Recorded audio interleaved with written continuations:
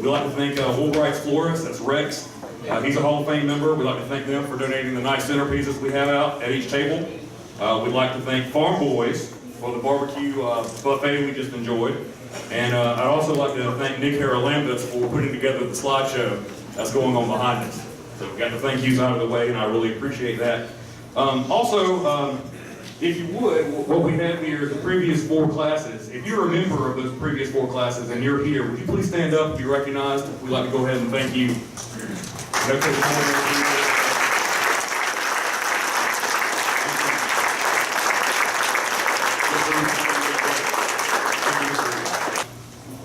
There are nomination forms on each table. If you want to add anybody you think we need to consider for putting in, that resource is available to you. Yeah, and along with those nomination forms, we also have a guest list. So when next year, if you want to be invited to this next year, if you put your email address on, we'll send you a formal invitation through the email. Also want to tell you that we talked about how this is a fundraiser. One of the fundraisers that Chapin Athletic Hall of Fame has done is we have partnered with the Greg Shelby Memorial Foundation. And we have the W.F. Sullivan Academic Achievement Scholarship. And I think if you're from Chapin, I think everybody knows who W.F. Sullivan is, a member of our first ever class of inductees. So we do want to say thank you to the Greg Shelby Memorial Foundation, and they will be presenting the scholarship to 1 male and female athlete this year at the athletic banquet. Thank you.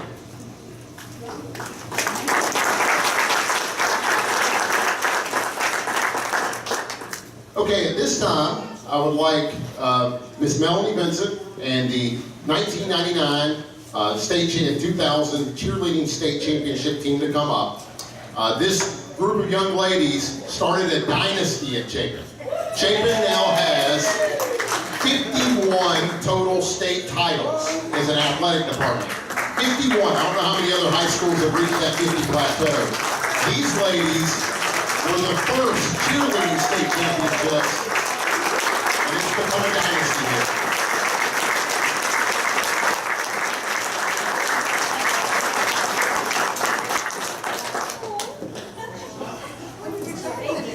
Thank you, guys. 31 years ago, as I sat in Principal John Anderson's office interviewing at Chapin High School, I had no idea that this interview would impact my life in such a huge way. Mr. Anderson offered me a teaching position in math, and he also asked me if I would be interested in joining his wife Carol as cheerleader coach.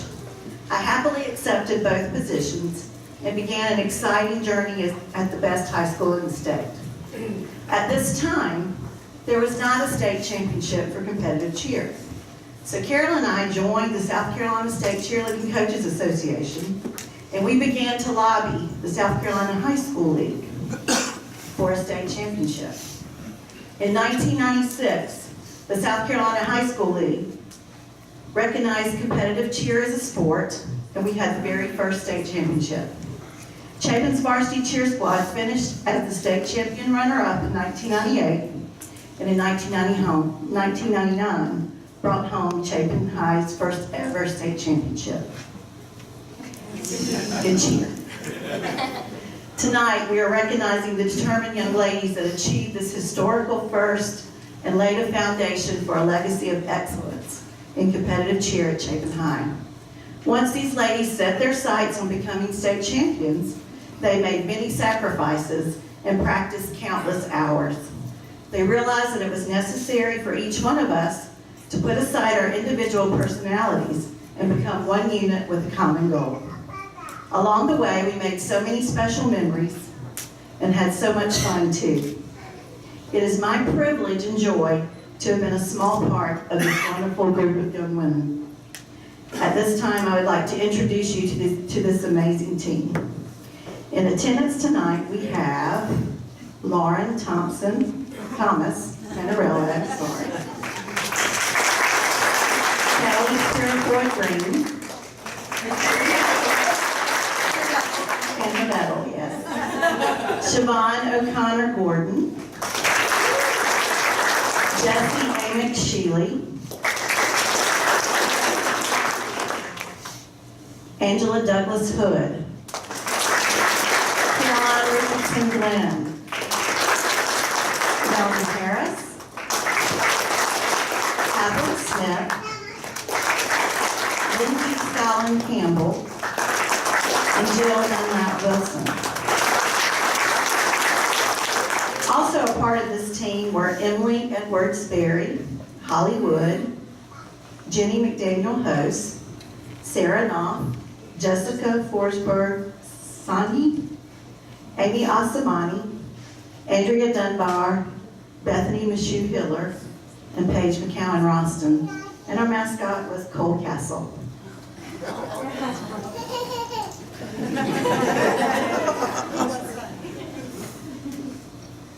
My dedicated coaching partner, Carol Anderson, could not be with us tonight, but she played such a huge part in this special accomplishment. I would also like to thank and acknowledge the efforts of Randy Dickey, the owner of ACX Cheer. He choreographed the 1999 state championship routine, and over the years has continued to choreograph, coach, and most importantly, encourage Chapin Cheer. These ladies began a tradition of excellence in cheerleading at Chapin High School that hasn't been surpassed by any other high school in South Carolina. Since 1999, the competitive cheer squad has won an additional 12 state championships under the leadership of head coach Vicki Williams. If I'm asked which cheer squad you should watch this season, I will always say the Chapin Eagles will soar. And Randy, I'd like for you to come up and say just a few words.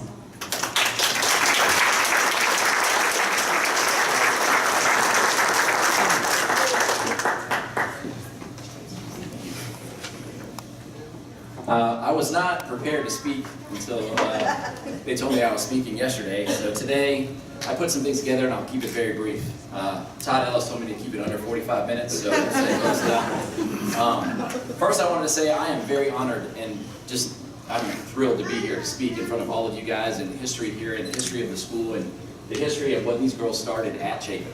For those of you who don't know me, I own ACX and I've been in the cheerleading game here in South Carolina since 1996. My daughter is now on the Chapin varsity squad, so she was there last night on the win over Mid-Carolina. So I've worked with them at Chapin since 1996 every single year, and I've been a big part of the program, and I work with a lot of the kids, and I work with a lot of their children now, which is really crazy. I love the Chapin family. I love the values that the school presents. My daughter is now a part of that, and I'm living it and seeing it from the other side, and it's an amazing atmosphere for kids even to this day. I'm a big advocate of things being not given, but earned. And I can tell you what I remember as we remember this team today. I remember working the previous year and falling just short as a runner-up. I remember the look on their faces. I remember the drive that they came back. I remember a group of motivated girls that came back to the gym the next season to train. I remember a pair of motivated coaches who were like, we're going to win this year. I remember the hard practices. I remember the tears of pain and struggle. I remember the victory and announcing the state champions, and I remember a birth of a new legacy of cheerleading. As we remember them today, I would like to relive all those memories. So thank you guys for the honor. They were an amazing team to work with, and I'm so glad to be a part of this program.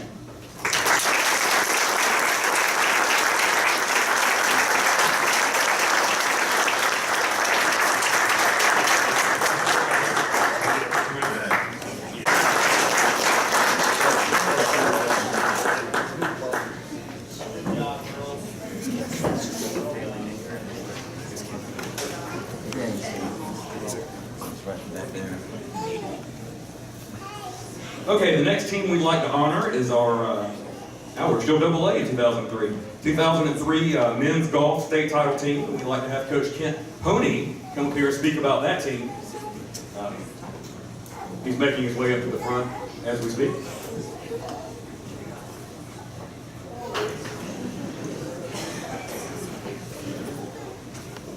Yes, sir. Thanks, sir. Thank you. Hello, Cole. Yeah, 2003, I was lucky enough, I just started working at Chapin coaching football and was offered to help Ryan with golf, and had always grown up and played golf at Chapin. We were nowhere as good as these guys were. Back then, we just played golf to get out of school. We used to get out racing on matches, and we get out and take a walk. So that was why we played. These guys played because they were good.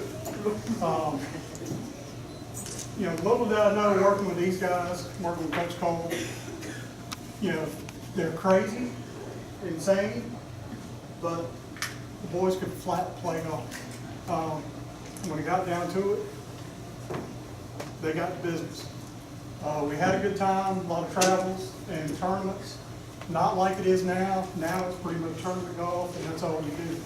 But we had a good time with these guys. Like I said, Ryan was the head coach. I'm going to let him talk about it.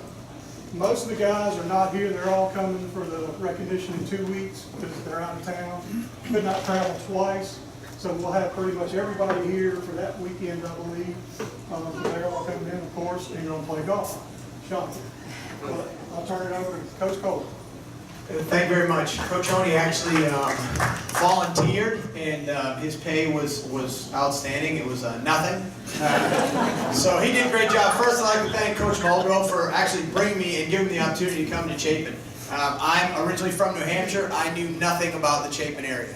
And little did I know, 14 years ago, almost 15 years ago, we would win the first and only state championship in golf. It's the first one in the program. I was actually talking to Coach Teal a little while ago, and he said he started the program back in the day. We've had a couple of times where I wouldn't say that we were a dynasty, because one win doesn't make you a dynasty, but for a couple of years we had a pretty good stretch. We finished second, we finished third, we finished fifth, and the boys are competitive.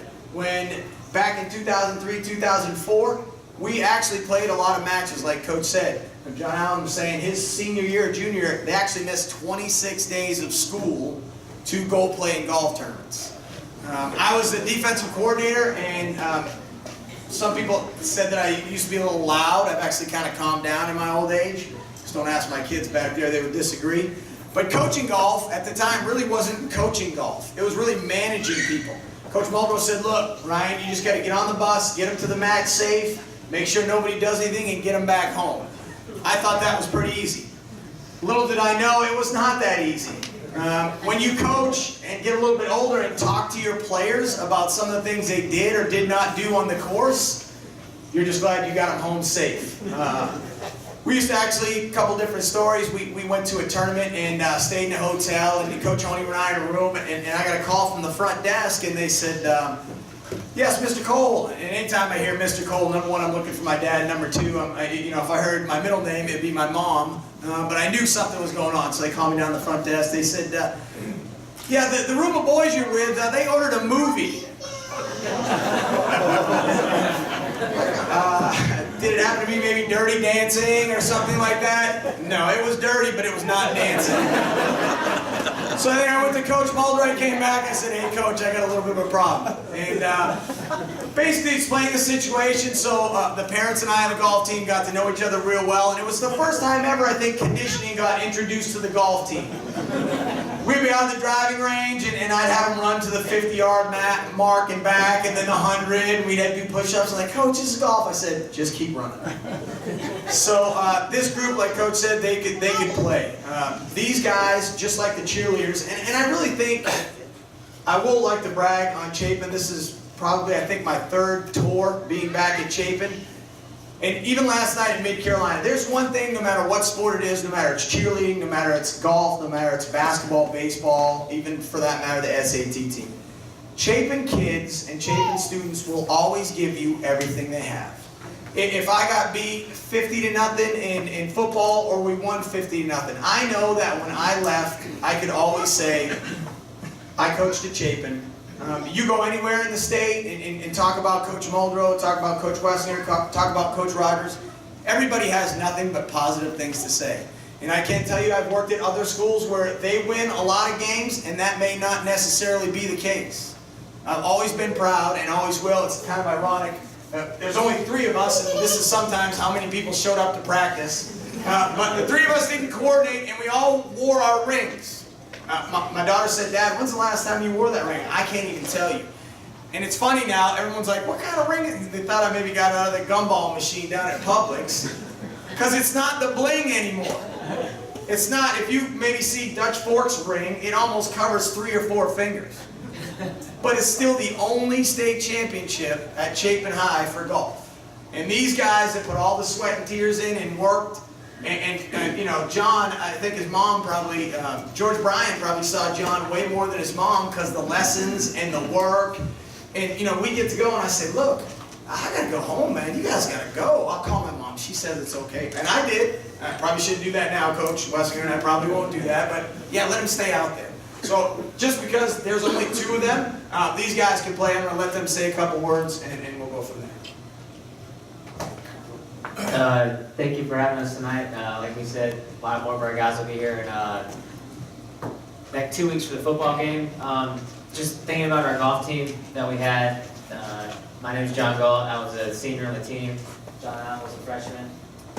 Man, our team was very deep. We could have taken any of our 5 guys out of the 12 guys and won multiple events. And I think it was a testament to all the hard work and the camaraderie our team had.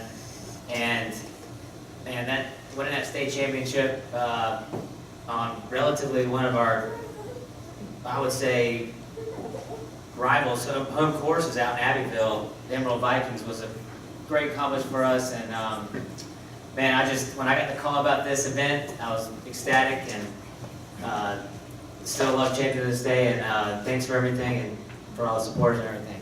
I'll let John Allen say it. Just want to thank the Hall of Fame committee and everything, and thank you for this tonight. And especially want to say thanks to Coach Cole and Coach Oney. They drove us around, took care of us, and really they were a mentor for a lot of us, and had a lot of good times. And I just, you know, y'all will get the recognition that you deserve. And John and I know we both really appreciate everything that y'all did for us. That's really it. John pretty much summed it up. So thank you.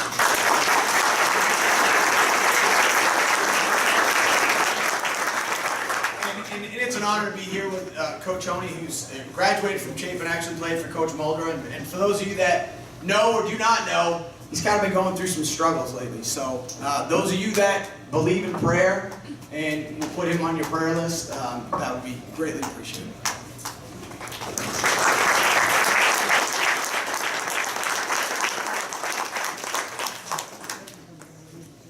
My favorite part of our ceremony.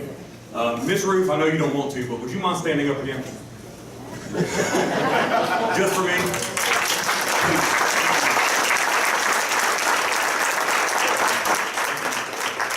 Thank you, Miss Ruff. When we got together to have the first class, and we were just going to try to get the first, like the Mount Rushmore of Chapin in, and there was no way we couldn't include Miss Ruff, even though she never coached, didn't play, whatever. But she was the backbone of the athletic department for over 50 years. There's not a program, not a schedule. I mean, Coach Marjoe can tell you just how important she was to Chapin athletics for over 50 years. So what we decided to do was to honor her. We had the Jimmie Ruff Service Award. And that's somebody that has shown remarkable service and dedication to Chapin athletics. And last year, the first award we gave to Miss Glenn and Linda Amon, and that was special. Tonight, to me, is also very special. Great young man, Kent Satterfield, has been with Chapin forever. He just turned 40, trying not to hold that against him. But I personally can't imagine Cecil Wilbright Field without Kent on the sideline, giving high fives, bringing water out to the officials. So it's very special to me to be able to give this to you, Kent.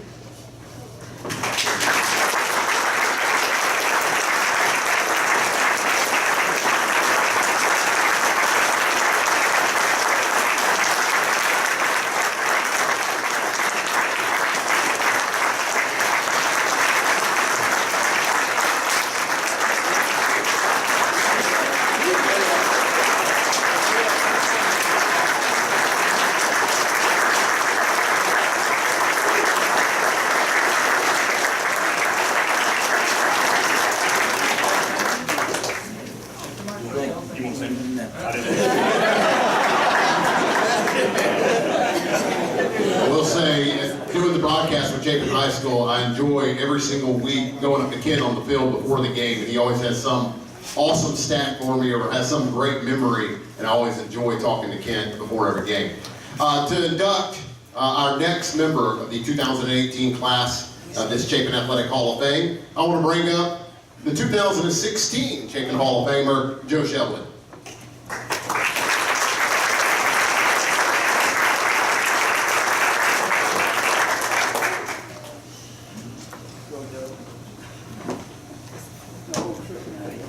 Can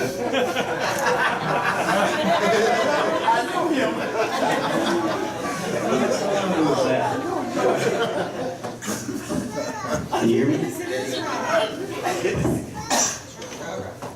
That takes the edge off a little bit. Some kids need to be coached up. Some need to be challenged, and some need discipline, and some need to be knocked down a little bit for the benefit of themselves and the greater benefit to the team.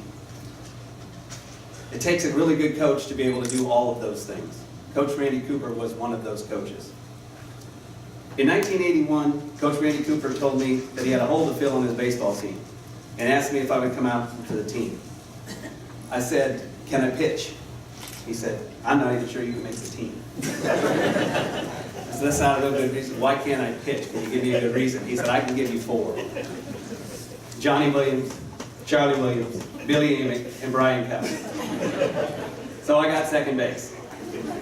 Yesterday he called me and he said he had a hole to fill, and that Brent Timmons had an issue with his son, a family matter, and that he wouldn't be able to introduce him tonight. So now he's given me second base, and I got second fiddle. But I am more than happy to do it for you, sir. I'm more than happy to do it. For someone who has meant so much to Chapin baseball and Chapin soccer. And for the lasting memories that I've created, that you've created with me, with the team, and obviously for others as well, because there's so many of your former players here tonight. And I thank you for that. One thing that I've learned over the years, and as I've done some coaching at Chapin, is it's not only you got to be a good coach, but people have got to want to play for you. And I never met anybody, I know this is a double negative at Chapin, it's a really good school, but I never met anybody who didn't want to play for Randy Cooper. Randy Cooper was a 2-sport athlete at the Citadel, earning 8 varsity letters, 4 in soccer and 4 in baseball. He graduated in 1977 with a BS in health education and served as assistant baseball coach at the Citadel in 1978 while working on his master's. He spent 22 years with the U.S. Air Force Reserves, retiring in 2002. He came to Chapin in 1978 to start the soccer program and coach baseball under then athletic director Cecil Albright. He coached soccer at Chapin for 7 years until soccer was moved to the spring instead of the fall where it had been, and he had to make a decision on whether he was going to continue coaching soccer or coach baseball. His first soccer team won 1 game, and 7 years later they competed for the 3A Upper State Championship. After giving up coaching soccer, Coach Muldrow asked if he would be interested in coaching football, and he coached the defensive backs for 2 seasons, including the game in 1985 that ended Woodruff's 38-game winning streak. And they lost that season in the Upper State Finals in 1985. In baseball, he coached 10 seasons at Chapin. He had 3 state championships. He had 7 conference championships. He had a 3-year run where he was 73-12 as a head coach during 1982, 83, and 84. He was 3-time state coach of the year. He was a 1987 North-South All-Star Baseball Game coach. He returned to coaching and coached baseball at the Citadel in 92, 93, and 94, and recruited 2 pitchers that both made it to the major leagues. He's currently the Regional Environmental Health and Safety Manager for Amazon, overseeing Atlanta, Miami, Chicago, Denver, and LA. Coach Cooper is married to Susan Cooper, has 3 sons, 2 of which graduated from Chapin High School, and 3 grandchildren, and is currently living in Greenville, South Carolina. As I bring you up here to be inducted into the Chapin Hall of Fame, I really want to impress upon you what you meant in terms of memories, and people always talk about the greatest times of their lives and the best times of their lives and the things that they remember and the things that mean so much to them. And I thought about how could I portray that to you in the 24 hours you guys gave me. And I came up with this. You have fond memories of some of the biggest days of your life. The day you were married. You had pictures, you had videos, you had those memories. But right now, 37 years after high school and almost 30 years after you were married, I don't have my tuxedo. I don't have a lot of things from that day. I have the days my 3 boys were born. I have videos, I have memories, I have great things from them. I don't have the blankets they came home with that those days. I have the memories of everything that I had in high school, but as time goes by and you move, the average person moves 12, 13 times in their lifetime after high school. And every time you move, you clear out a lot of things. 37 years, I have moved 14 times. And the one thing I haven't been able to get rid of, this is a garment bag I got for a door prize, is this. 37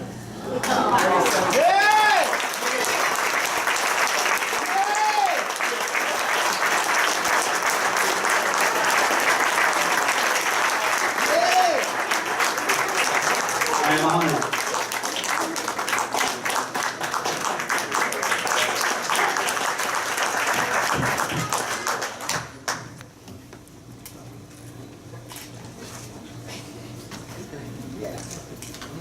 One more time. You move that. Give us a little pose, Coach.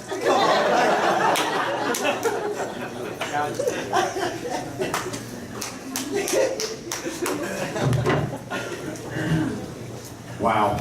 You know, Joe absolutely filled in at the last minute. And before I go any further, I want to talk a little bit about Brent Timmons. Brent's going through some things right now that's very rough. His son was in Afghanistan and was hit by an IED, broke his leg, he also was shot in the breastplate, prevented him any injury there. He just got bruised up pretty bad. He's back in the U.S. now, recovering, and Brent's got that going on. So, you know, at the last minute, I just want to say, you know, keep Brent in your prayers. You know, he's meant a lot to me. 1982, he was the captain of the baseball team, the first state championship, and you know, we had a good cry together this morning. So that's there. But I'm going to talk a little bit about tonight. You know, 40 years ago, I came to Chapin. 40 years. You know, it's a lifetime. And you know, Joe was asking me yesterday who hired me. And I want to go back with that. He said, did Coach Woolbright hire you? And I said, no. Coach Woolbright didn't hire me. Nobody from Chapin hired me. How did I get here? Okay. Well, down at Irmo, there's a stadium there called W.C. Hawkins Stadium. W.C. Hawkins was the superintendent here in the school district. Mike, W.C.'s son, played baseball with me at the Citadel. For 4 years, we roomed on every road trip together. And my senior year, he asked me, he said, what are you going to do next year? And I said, well, I'm staying here at the Citadel and working on my master's and going to help coach baseball here at the Citadel. And he said, well, if you're looking for a job, give me a call. So halfway through the next year, I called him. And he said, well, we're looking to start a soccer program at Chapin. And he said, and I think we're going to have a baseball opening. And Eddie will know why they had a baseball opening, because Eddie went to Herman. And so I came to Chapin to start the first soccer team. And I remember having the first meeting. And I said, okay, who has ever seen, no, the first question I asked was, who had ever played soccer? Nobody raised their hand. So then I said, who has seen soccer? One person raised their hand. So I thought, wow, this is going to be a little tougher than I thought. So that first season, we did win one game. And you know, the biggest thing was teaching the game and the rules of what's going on. And then, like Joe said, 7 years later, we played for the 3A Upper State Championship against Eastside High School, and they had been a perennial soccer champion and beat us that year in that finals. And then South Carolina High School League moved soccer to the spring, and I had to make a decision. And without a doubt, baseball is my first love, and it always has been. And you know, there's a connection here tonight that goes outside of Chapin. There's a connection of the Citadel. And Fred Williams, who's going to be inducted tonight, I first met Fred at the Citadel. Brian Cowsert is being inducted. Brian played baseball at the Citadel. So the Citadel has a special connection for us. And where I'm going with that is I learned baseball and the game of life from a man named Chapin, who was the baseball coach at the Citadel. He was the only coach in America to ever take a military school to the College World Series. Nobody, a lot of people may not know this, but the Citadel went to the College World Series in 1990. And, he took them there. But what he taught was not only baseball, he taught the game of life.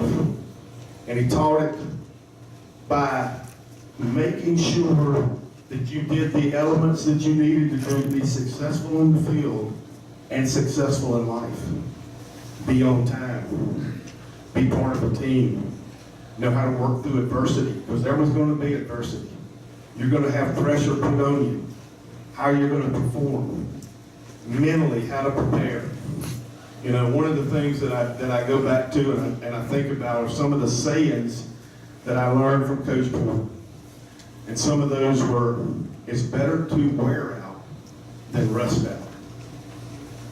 A liability on the field is an asset on the bench. That one has two meanings.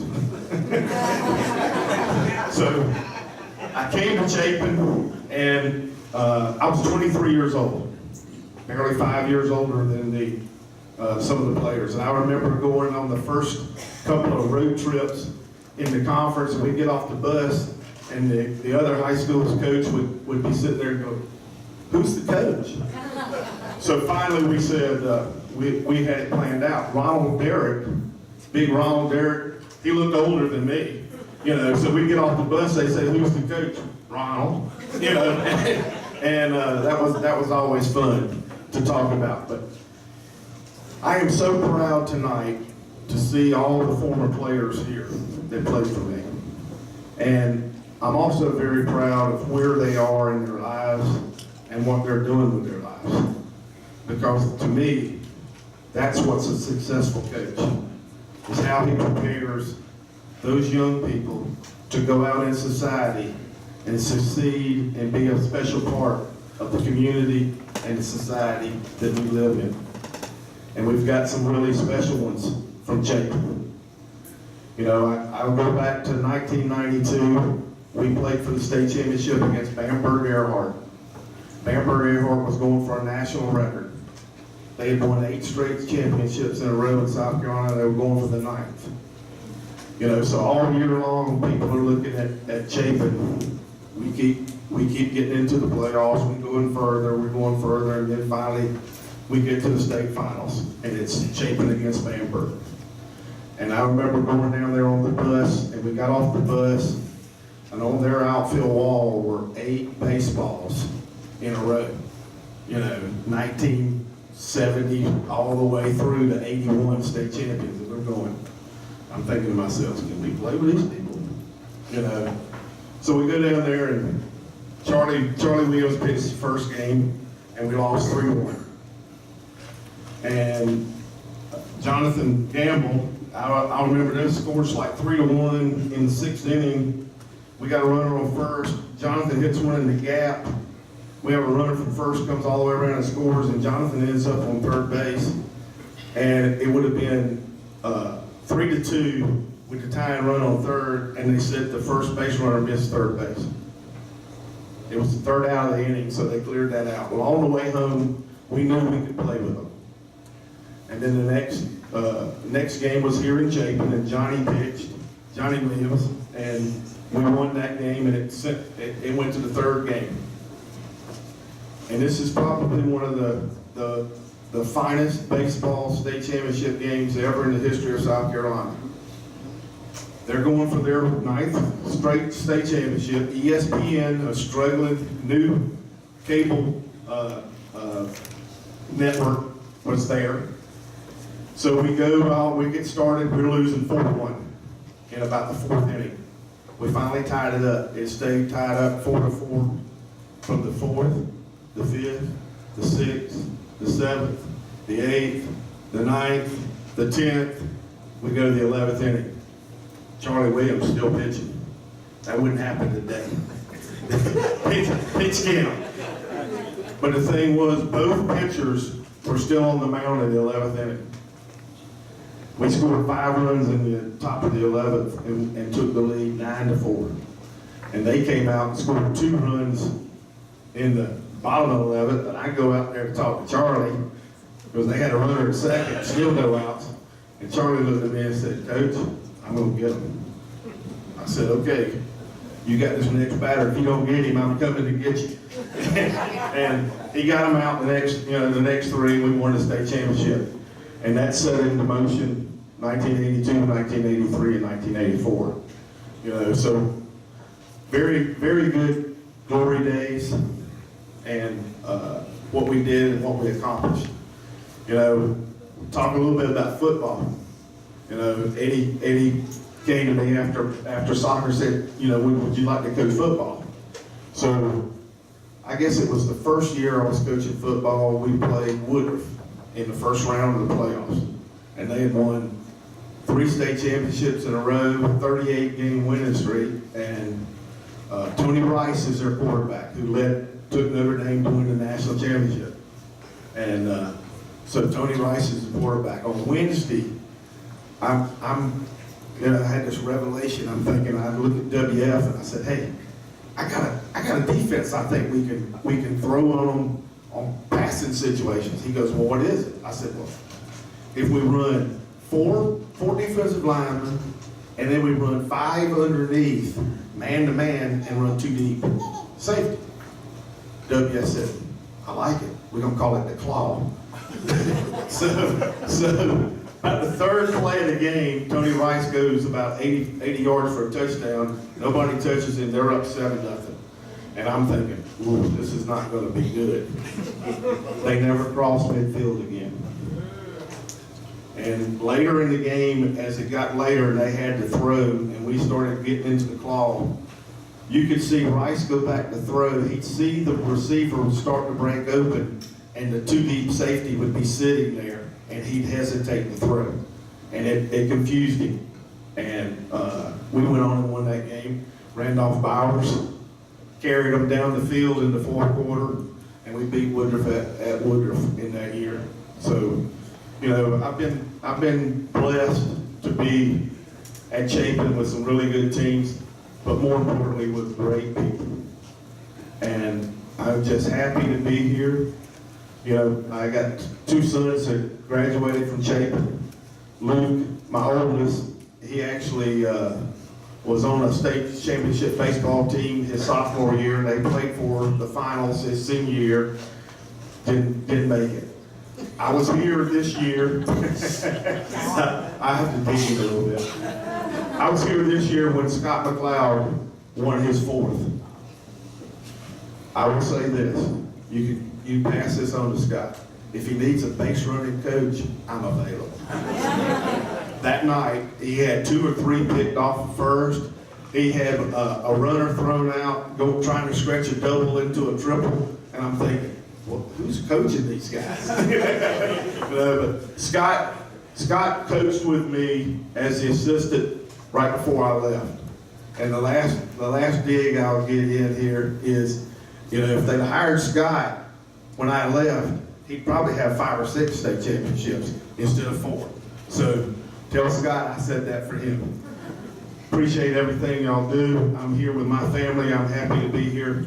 Thank y'all for having me here tonight, and inducting into the Hall of Fame is very, very rewarding. Thank you.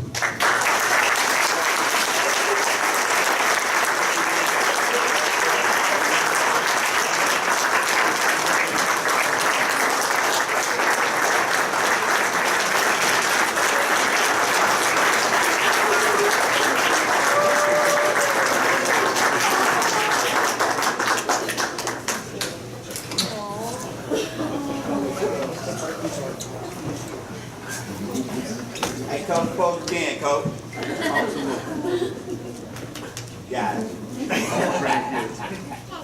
man and I think a good friend, and that's Brian Cowsert, our next inductee. Brian, you want to come on up?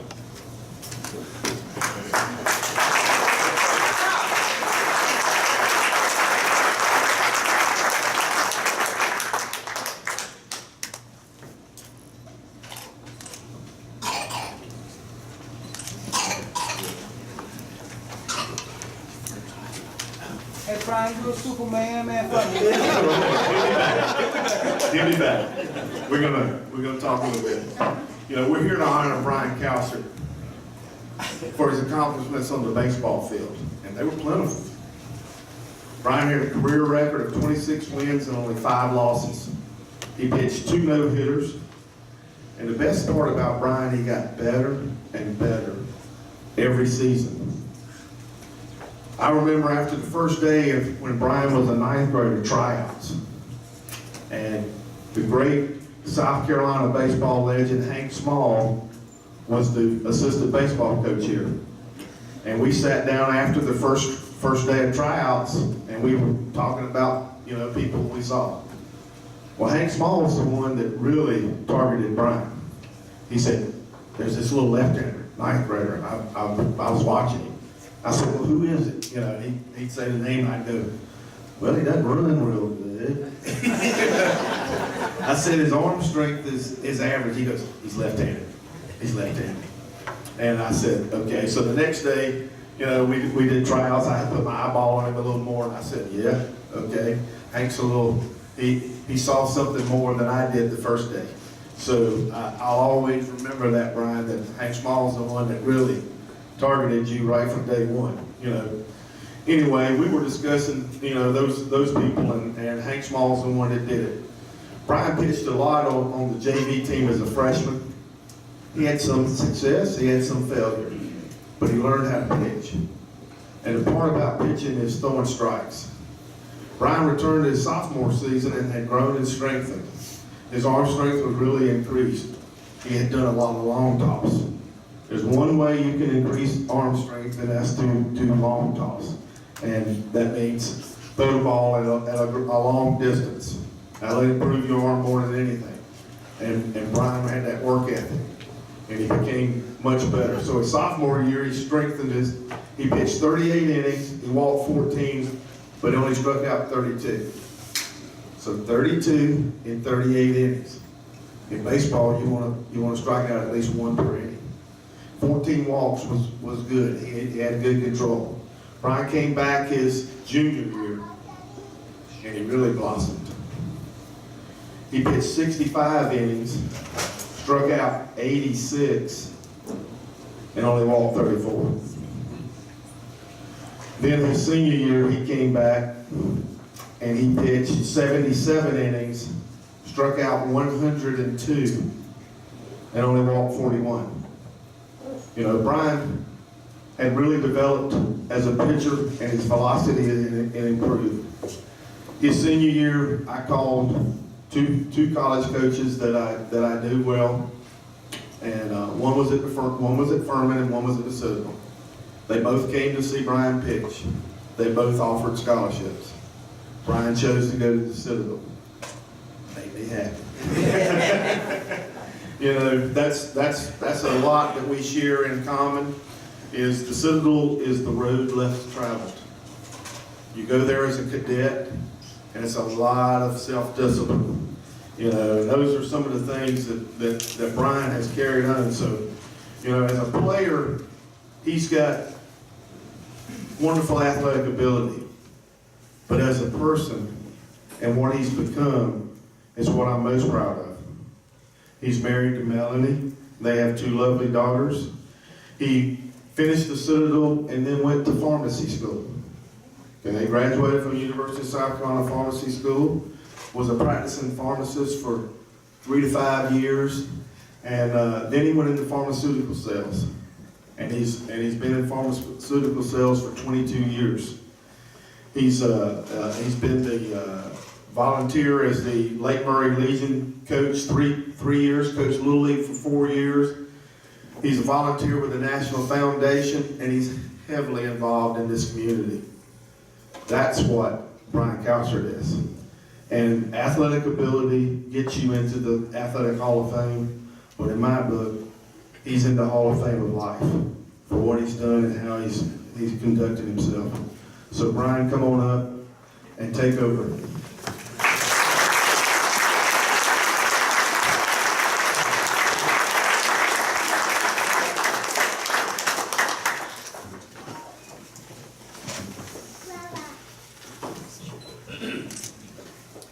First off, let me start off by saying thank you to the Hall of Fame Committee for electing me tonight. It's a great honor to be here. Also, I'd like to congratulate Coach Cooper obviously, the Pepper Ellisor family, Sylvester and Fred for being able to join you guys in a class. It really is an honor to be with you guys. Also, I got to make a big thanks to a great friend of mine, Joe Shelby, who's really surprised me tonight with tables full of best friends that I've had for life to be here, from Todd Ellis to show up the week before football season to honor probably the biggest Clemson fan that he knows that's in this room. That means a lot. And former player with Rick Rabune, a South Carolina player as well. I appreciate all you guys being here. Once this class was announced, one thing I learned quickly is that your teammates come out of the woodwork. Heard it from the get-go. How in the world did you get in? They must be letting anybody in nowadays. So, no better group to humble you than your former teammates. So it made me self-conscious. I started asking myself, how did I get in? How does one get into the Hall of Fame? And what came to me quickly, one does not get into the Hall of Fame. It's taken a lot of people. Three that I'll mention: my family, my coaches, and my teammates.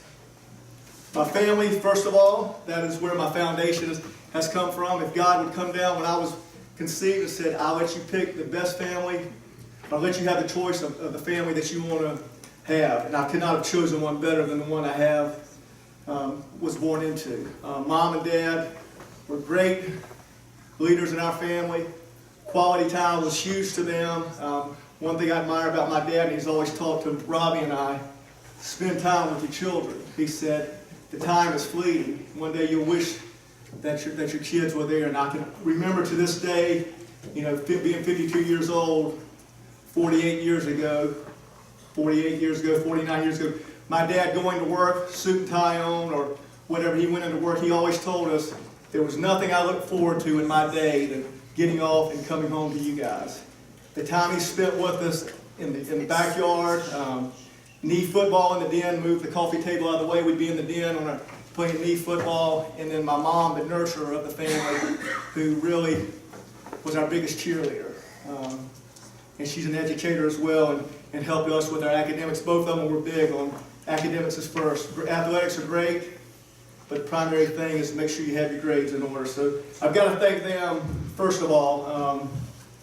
They are a big influence, and my brother Robbie was one of my biggest competitors growing up. That's where I got the competitiveness, so thank you for that. We had a lot of good times, a lot of knockdown, drag-outs in the house, in the yard, but love you guys. And if I could recognize you, and my aunts and uncles that have always followed me around as well, if y'all just raise your hand.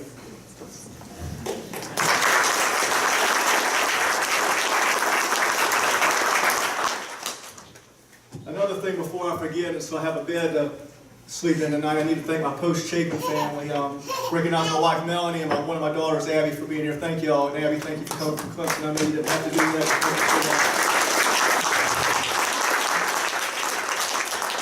The next group are the coaches and the teachers and the administrators of Chapin High School. The beauty of Chapin to me is just the extension of my family that those folks were. The encouragement we got on a daily basis, having our best interests at heart, pushing us to be, whatever we wanted to be, showing up at ball games, showing up at our academic contests, whatever it may be. That's what I'll always think about with Chapin, just the encouragement and the support, and couldn't have asked for a better group of administrators, teachers, and faculty. Athletically, I have great memories with Chapin High School. Football, to be honest with you, was my favorite sport. I just love football, the time with teammates, locker room time, bus trips, as much as actually the games. But we had some success at Chapin. We lost in the upper state finals my junior year, and then we won Coach Muldrow's first conference championship my senior year. and lost the second round of the playoffs. Probably my biggest regret from Chapin High School is that we did not win a state championship for Coach Muldrow. What he meant to us and what he means to us today and what his staff had meant to us. Just great people. And I want to thank you for that, Coach. Basketball. You ever heard the term white men can't jump? Well, you're looking at it. Coach Rogers extended me his sympathy my junior year. I played 1 year. Only person in school history to never score 1 point in a whole season. I broke a lot of backboards. I had some layup opportunities, but I didn't even hit the rim on it. But the times we had and being with the teammates, and again, there's just something about being part of a team. I mean, I just love that. That's what I miss greatly is the stories and the memories that are built. But Coach, thank you so much. I appreciate that.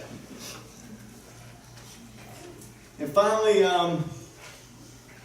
there's two people I wanted to mention tonight or recognize. Well, there was 3, but Coach Cooper mentioned Coach Sullivan. But there's 2 people I'd like to recognize that were a big impact to Chapin High School when I was there athletically. The first one is, she's not going to like this, is Miss Jimmie Ruff. I want to use this platform tonight, and hopefully through the Chapin Hall of Fame and the Eagle Club. I don't think there's any person that deserves this more, but we need to get behind an effort. The ticket office or the ticket gate at the football stadium needs to be named after Jimmie Ruff. I really am a strong believer of that, and I think that's what she's done for all the kids.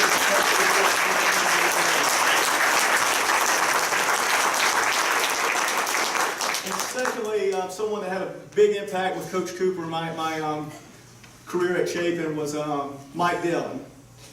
Mike Dillon, I was on the mend all the time the last 2 years between football and baseball. And my shoulder, my senior year, and my back had started having some issues.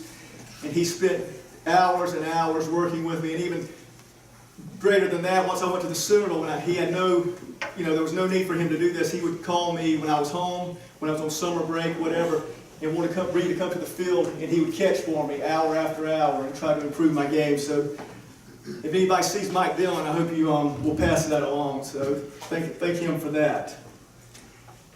And finally, my baseball teammates. I could not have asked for better. Unbelievable group.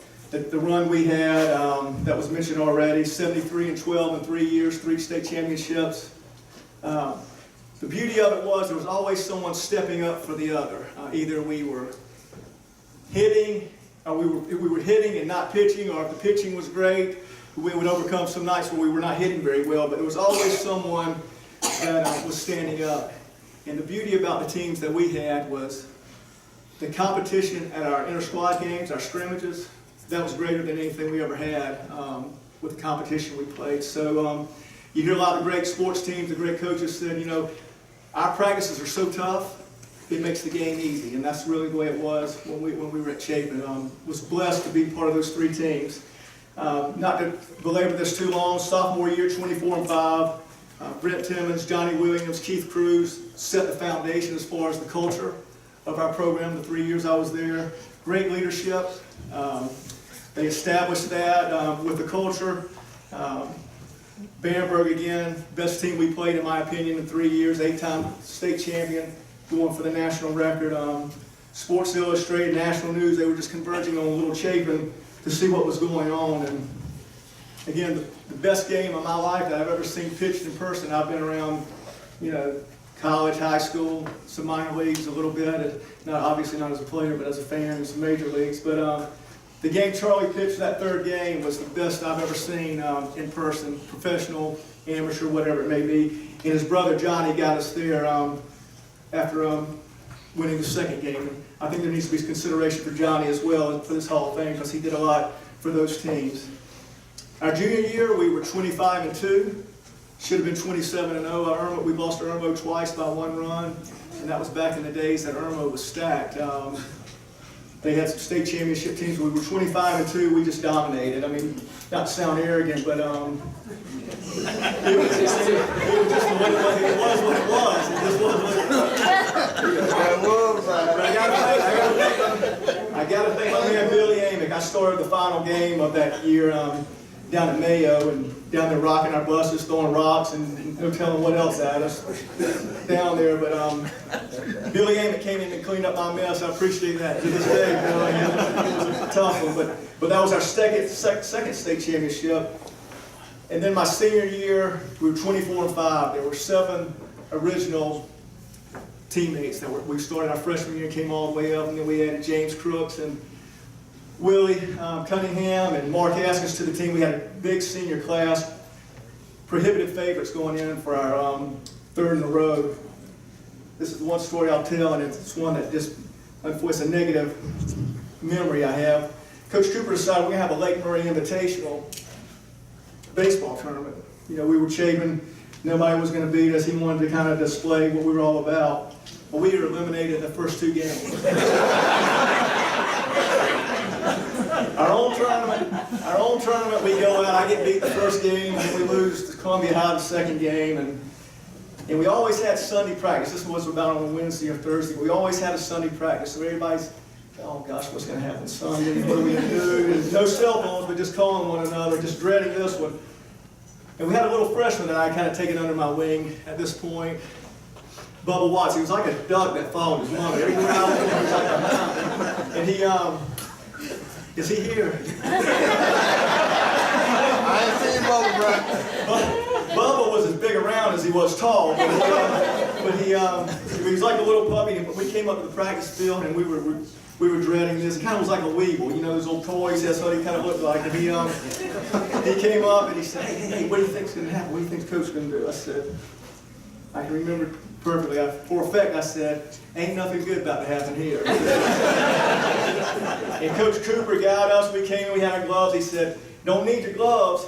Don't need any bats and balls either." And he sat us in that dugout, and he ripped us as a team as a whole, throwing his hats, spitting tobacco probably coming everywhere. And then he goes one by one right down the line in the dugout, individually, just ripping, telling you what was wrong. And so by the time he laid into us, probably the only person that would have had any use for us would have been Dorothy from The Wizard of Oz. We had no brains, no heart, no courage. He got our attention though. We only lost 1 regular season game after that, and then we won 3 the rest of the year. Lost 2 more in the playoffs, but we did win the 3rd state championship. And the little freshman I was telling you about, he cleaned up my mess twice. I lost in the upper state championship up at Palmetto in game 1, and he came in game 2, and I got game 3, and then we went to Andrews, and I lost that game, and then he stepped up in a big way in game 2, and then we beat him again in Sumter for the 3rd game. But again, 73-12, those 3 years, 3 state championships. And Coach, I got to thank you for all you meant to me and for our teammates. It was a pleasure, and I value those days, but more so the friendship that we've had forever and will always have. So thank you so much. In closing, almost 6 years ago to this day, I woke up on vacation and I had a lump in the side of my neck that almost came up overnight. Didn't feel bad, didn't know what it was, came back home, and doctor said, "Oh, we'll just check it out, we'll just follow it, no big urgency." Well, a couple months had passed, finally got a biopsy, and it came back cancer. The greatest thing I can say about Chapin High School is that, you know, it had been 30 years since I walked out of the doors in 1984. Many folks I had not seen or heard from, but the bond that we had built, the phone calls started flooding in, the text messages started flooding in, and I can't say thank you enough, the source of strength that gave me to fight through that cancer. Thank God, and through the great team of doctors I had, I've been cancer-free for a year and a half as far as being released from the oncology doctor. So thank you for that. But to me, that's what Chapin will always be to me. I mean, the trophies and the championships, they rust and they'll fade, but the quality of the people and the relationships, that's what I'll cherish forever. Thank you again for being here. You all played a huge part in this honor, and God bless you. Thank you.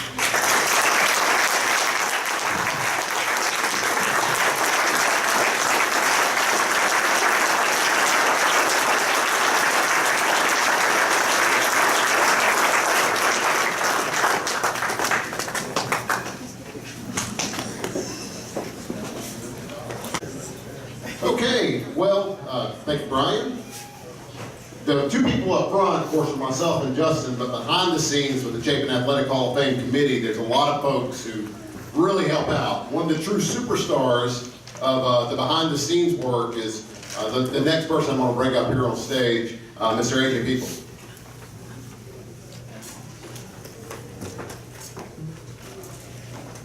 Yes, I know my sweater's small, it's okay.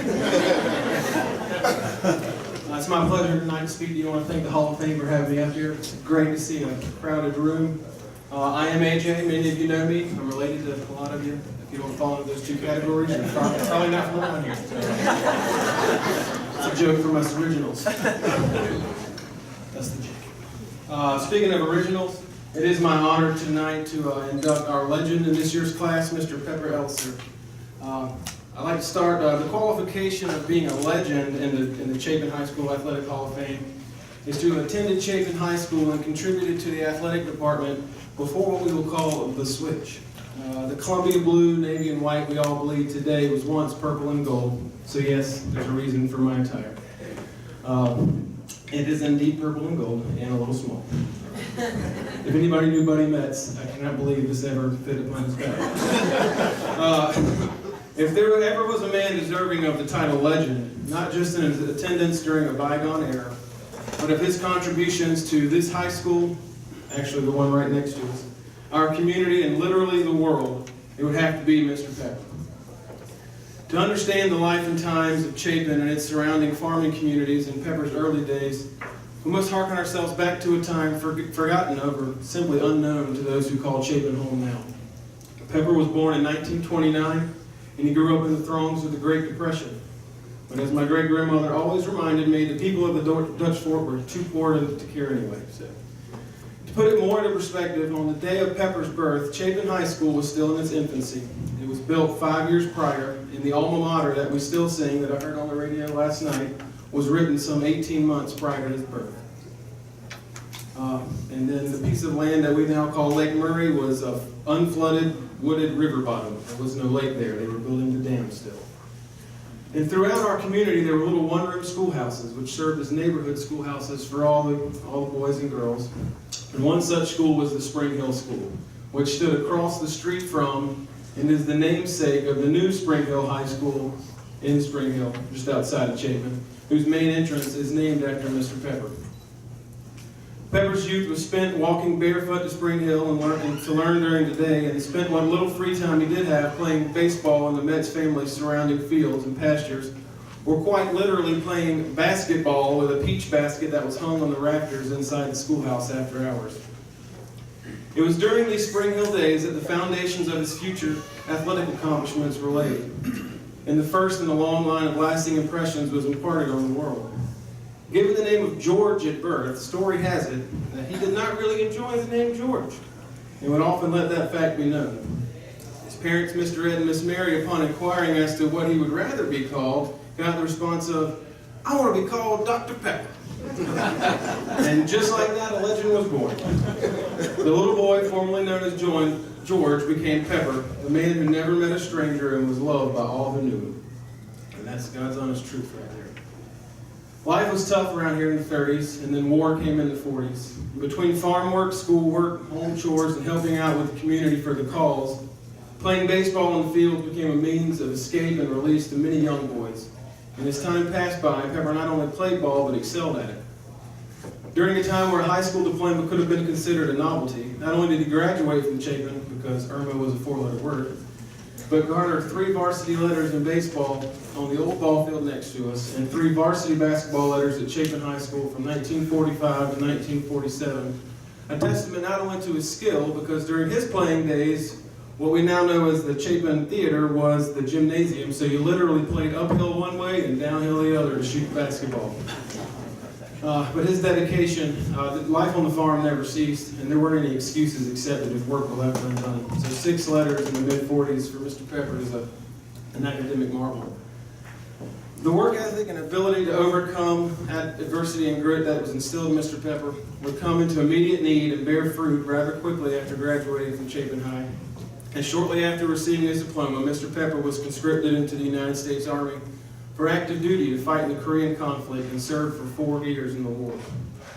During his time in his life, Pepper was wounded in action, receiving the Purple Heart, the Army Meritorious Service Medal, the Army Good Conduct Medal, the Expert Marksmanship Badge, the Army Accommodation Medal, the Korean Defense Service Medal, the Armed Forces Reserve Medal, Army Reserve Component Achievement Medal, and he served as a drill sergeant at Fort Jackson for many, many years, retiring after 35 years with the rank of E9 Command Sergeant Major as the director of the Army Drill Sergeant School, 108th Training Division.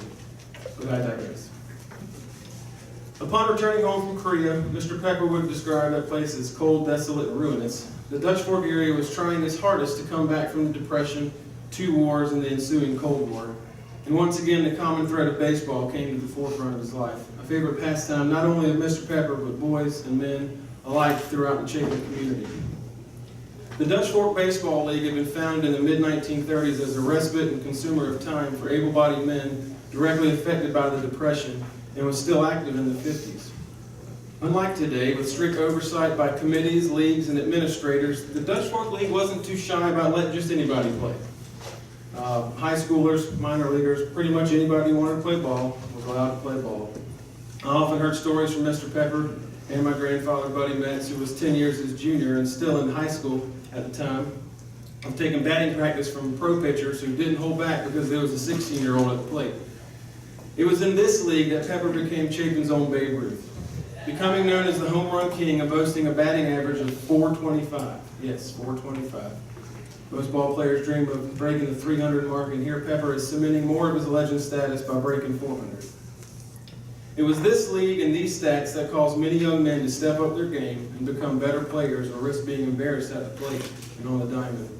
And likewise, the level of play exhibited by the men like Mr. Pepper and the Dutch Fork League created the group of Chapin athletes that won the first 3 baseball state championships for Chapin High School in the 50s and became the start of what is now the greatest baseball program in the state of South Carolina.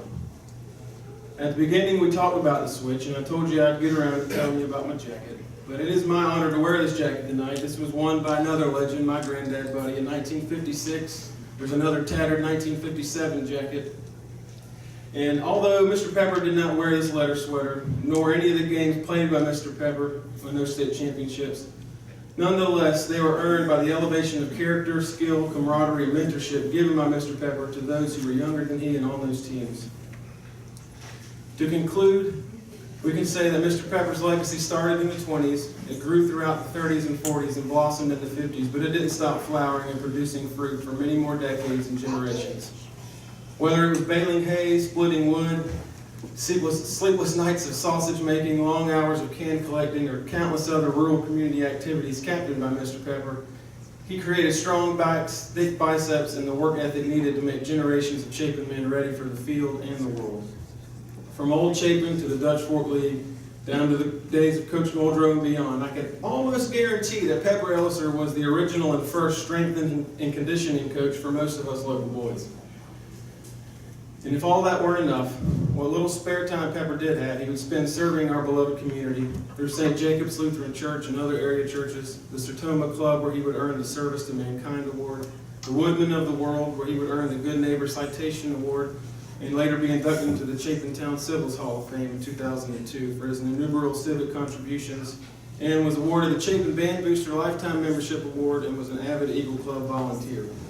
I think it would be safe to assume that whether it be old Chapin clad in its purple and gold, or new Chapin painted in blue and white, there would have been no Chapin as we know it without Pepper Ellisor, our own legend, proven on the ball field, the battlefield, and in life. It's a shame that Mr. Pepper isn't here with us tonight, but I know he's looking down and shaking his head at me. But if he were here in person, he'd be trying to convince all of us that he didn't deserve this reward or recognition. But rest assured, I can guarantee you, however, that Mr. Pepper truly was a Chapin legend and a hero to many to all. And I will leave you with a line from the classic movie The Sandlot, which best describes Pep. Heroes get remembered, but legends never die. It is my honor and privilege that I get to formally induct George William Pepper Ellisor into the Chapin High School Athletic Hall of Fame, class of 2018.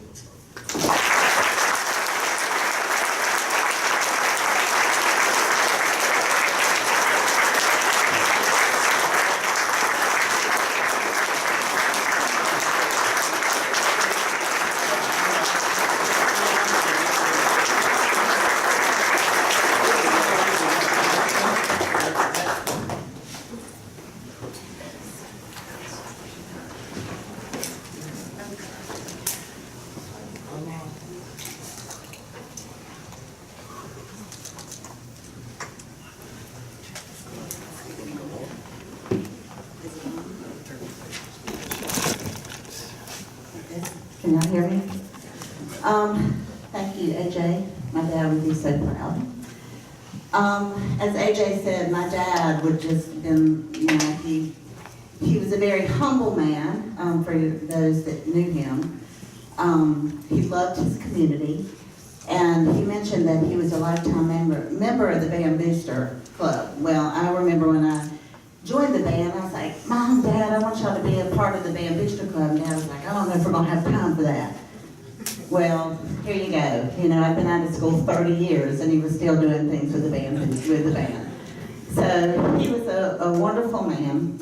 He would have been honored to be here tonight, but like AJ said, I'm sure he's looking down on this, and he's very thankful for this. My sister was going to be here tonight to help me accept this award. But her husband, Bob Shields, which was a sportscaster for Channel 19 News for 30 years, has been battling cancer. And if everybody will just say a prayer for him tonight when you go to bed. So on behalf of her, my mother, my family, we accept this honor for my father. Thank you very much for this honor.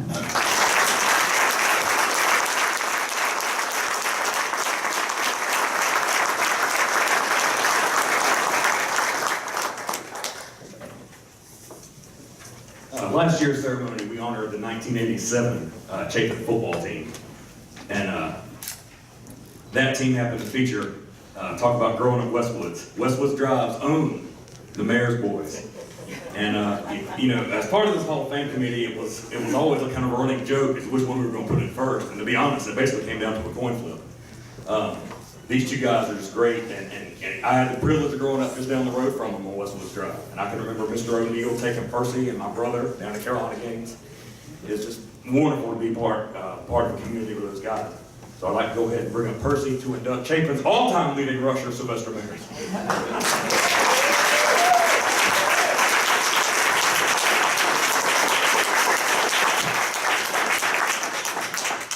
Hello to everybody. My man AJ that was sitting over here, I was going to tell you the sweater looked good on him. Don't feel bad. It might have been small, but it looked good. The sweater was small, but I started off today myself on the wrong foot. I came from Richmond, got ready to get dressed, grabbed shoes to put on, and realized I had my son's shoes a size 12. I wear 14, so this is what ended up happening. Don't worry about the small vest. But my brother said, "John, keep it under 5 minutes." So since he said that, I'm gonna do 55. But just talking about memories and stuff like that. I remember, we was growing up in the yard playing football. My brother used to run past me, zoom, zoom, zoom. I was kind of chubby and fat. I really wasn't gonna catch it. I would sometimes just dive at the last minute, just trying to hit the hill. And sometimes I hit the hill, I would hit him with my chin. I sucked up more blood than a vampire. Trying to tackle this guy. And I could never get my hand on him. So at the time that I got my hands on him, a fight broke out. So then Mom and Dad were the enforcer. They came and broke that up, and they ended into something else. But I used to be saying to myself, why does this guy hate me so bad?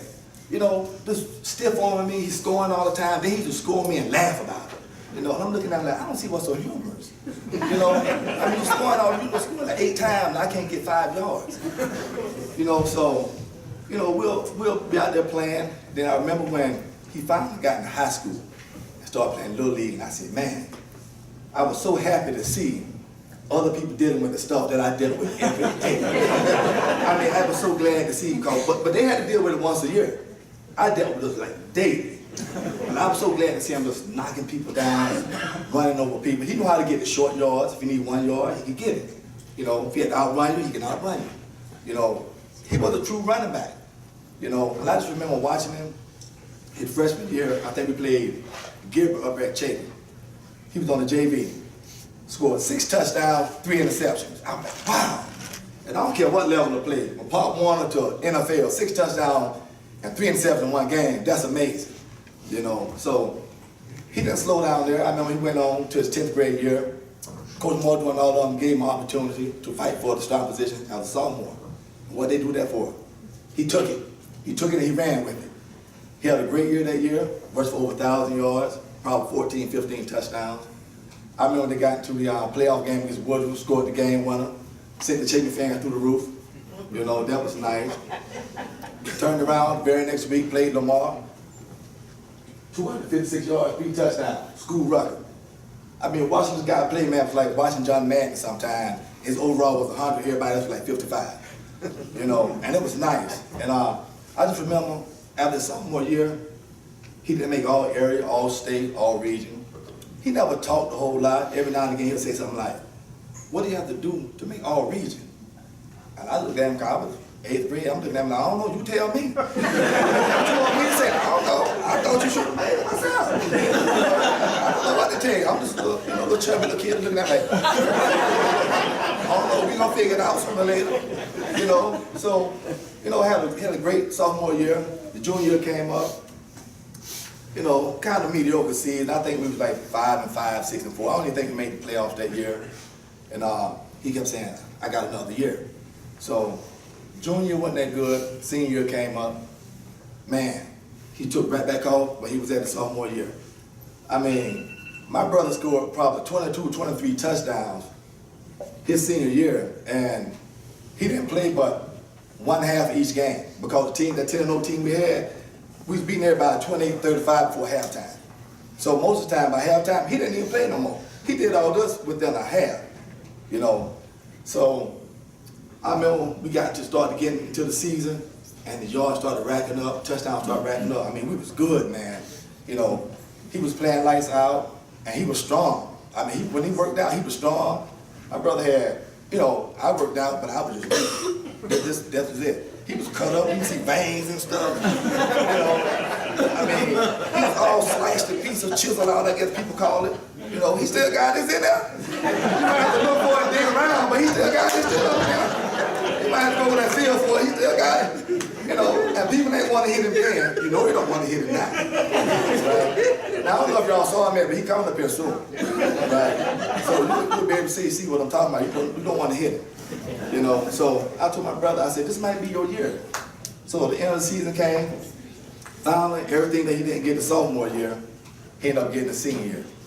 He ended up getting all area player of the year, all regional player of the year, all state player of the year. I told my brother, I said, you did it. And then we looked at each other and said, how in the world you get all of this, be the all-state player of the year, and not make the Shrine Bowl to the North-South All-Star? Who are people looking at? You got all these boys, and you didn't make the Shrine Bowl or the All. So then we were like, wait, don't worry about it. This is last year, you know. So that's when he told me, what I don't get, you get.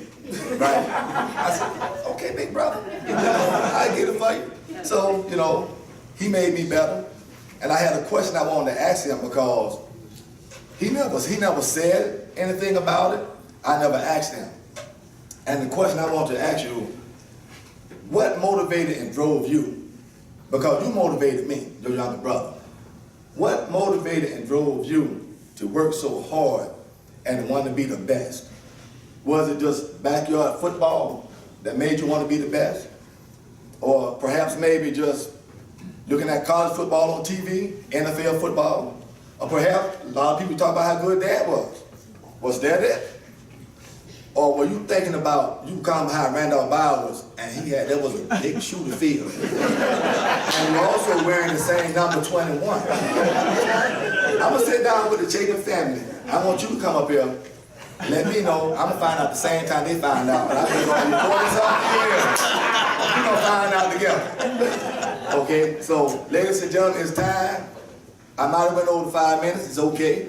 But it's time now, you know. Y'all put y'all hands together for my brother Sylvester Mayor. Sylvester Mayor, come on out.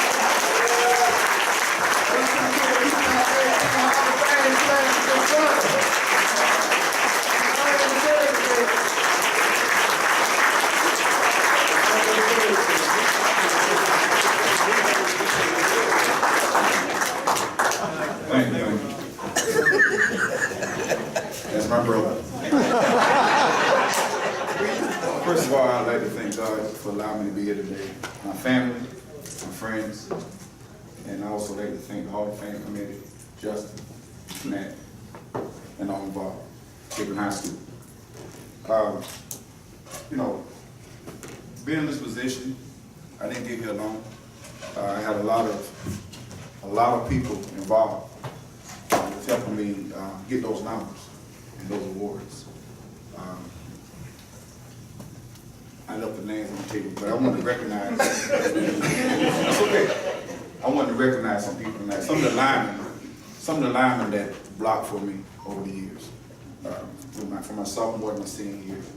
I was going to throw some names out, and if I don't call everybody's name, I apologize, but I just want to recognize some people. Ronnie Westing, Ronnie blocked for me as a senior year and my sophomore year. We had Mark Phillips.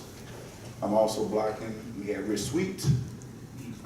We had Mike Mathis, John Browser, Alden Miley, Mike Gannon, Joe DeSheeta.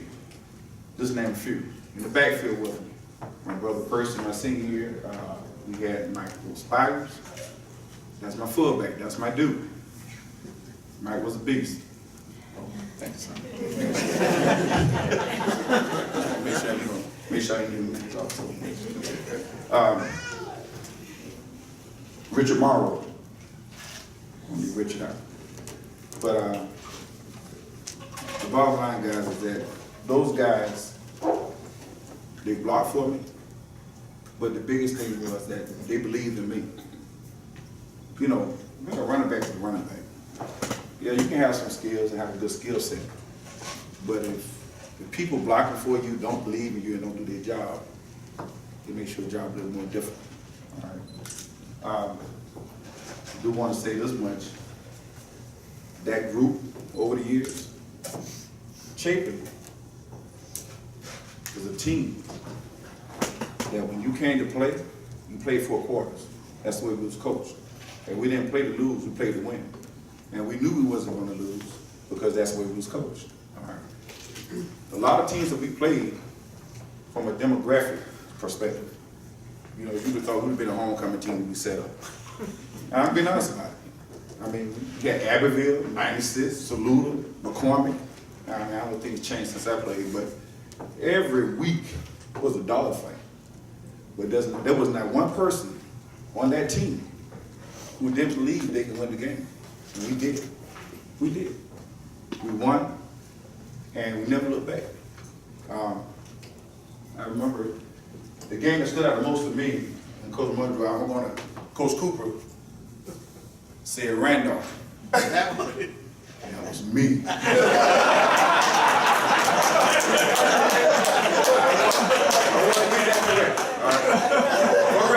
For the record. 1984, we went to Woodruff and we lost. That was Randolph's senior year. He got hurt. I was on the JV that year. I got moved up for the playoffs. We went up there to play Woodruff. And at the time, I felt like, hey, you know, this is the best seat in the house. I get to be on the sideline for this game. I had no idea what was going to play, you know, just there. And Randolph got hurt, but all heart, he hobbled and finally, coach pulled him out. It was towards the end, you know, the game pretty much over. And I was like, okay, so what's next? I'm going in. I was like, but why? I'm gonna be honest with you. 9th grade, them guys were like a bunch of crazy dogs on the field. I mean, they were all over the place. I was like, I don't want parts of that, but I went out there. And, you know, got picked up, slammed down, you name it. It was crazy. But I never forgot that. The next year, Randolph graduated, we lost a lot of seniors.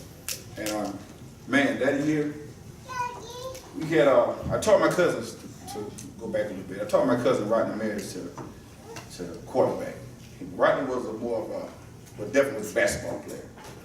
And I said, Rodney, now Rodney didn't like contact, he didn't. I said, Rodney, man, listen. I said, we can have a good team, but we need somebody who can throw the ball. And just begged him. And finally, he gave in. He said, I'll do it.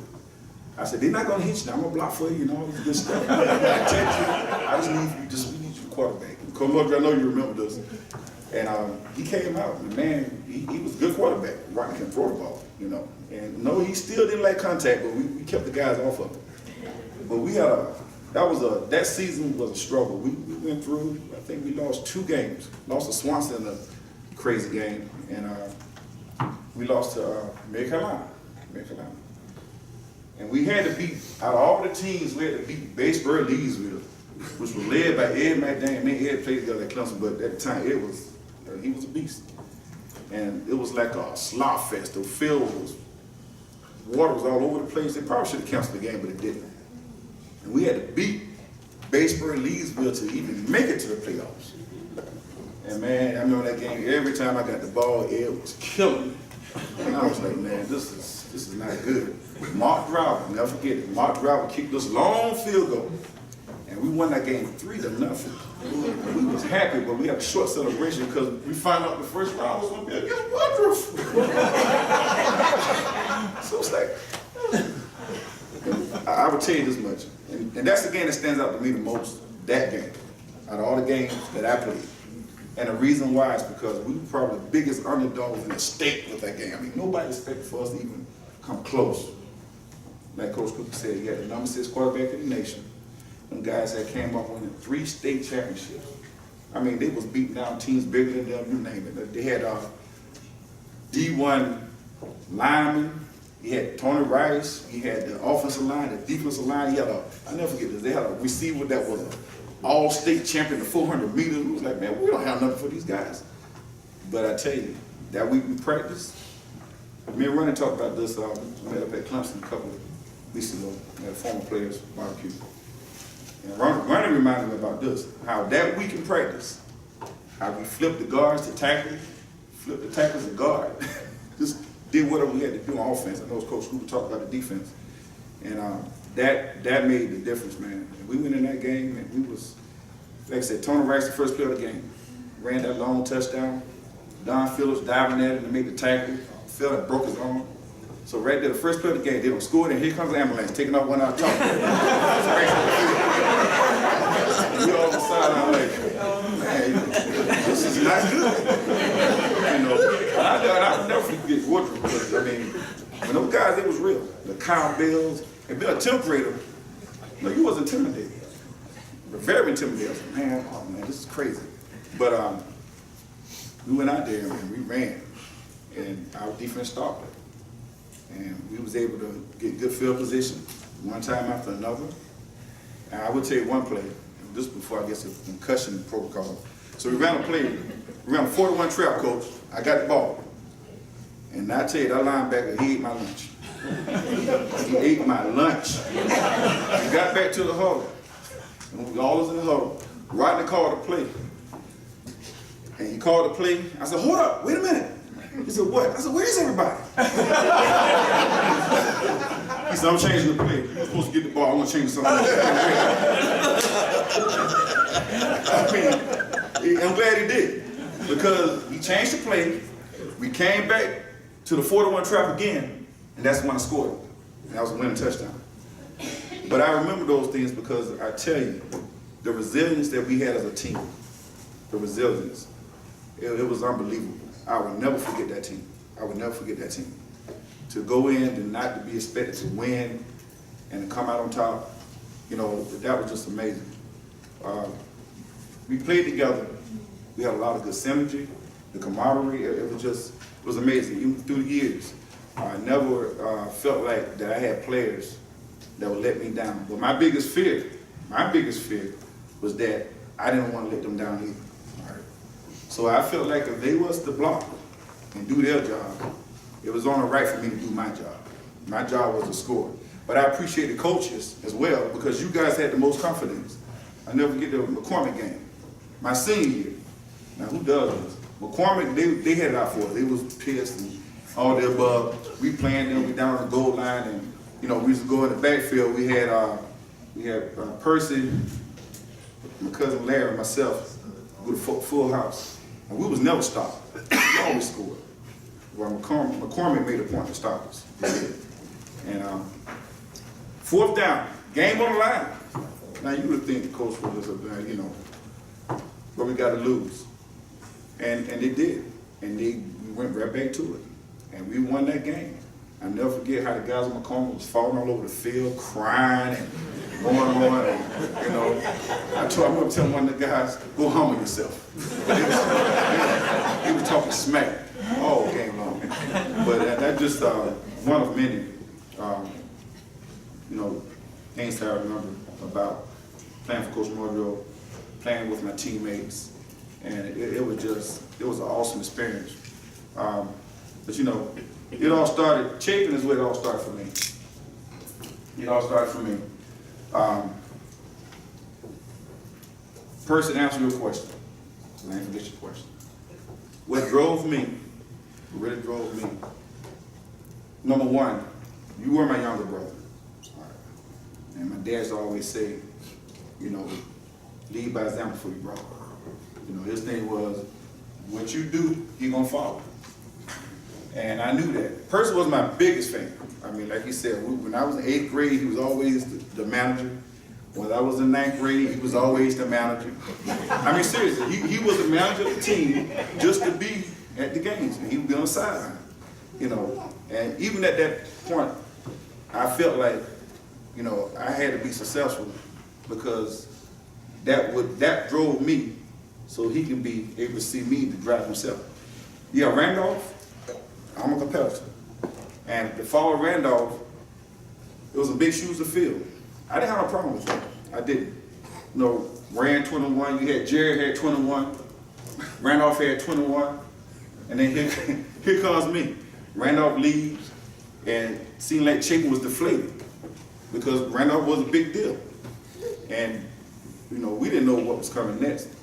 But I had the confidence to know. And I had to beat out a person to get that job. I had to beat out Mike Williams, I remember that.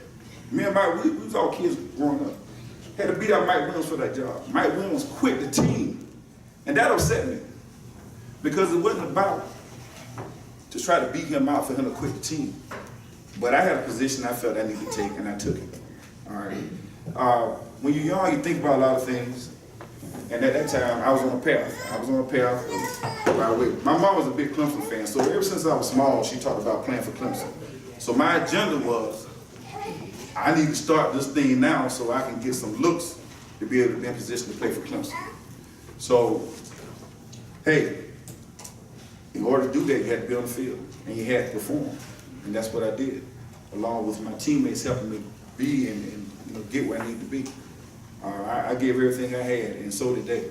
All right, but it was, you know, there's no I in team, and I can't stand up here and say anything about what I did.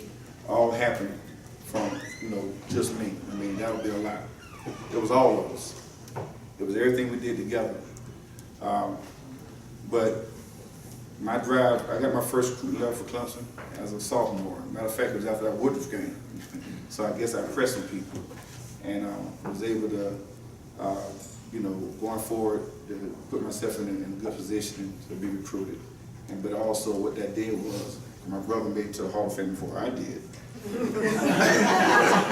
What it did, and I think the biggest thing that I really feel great about is the fact that it did drive him to be the best he could be.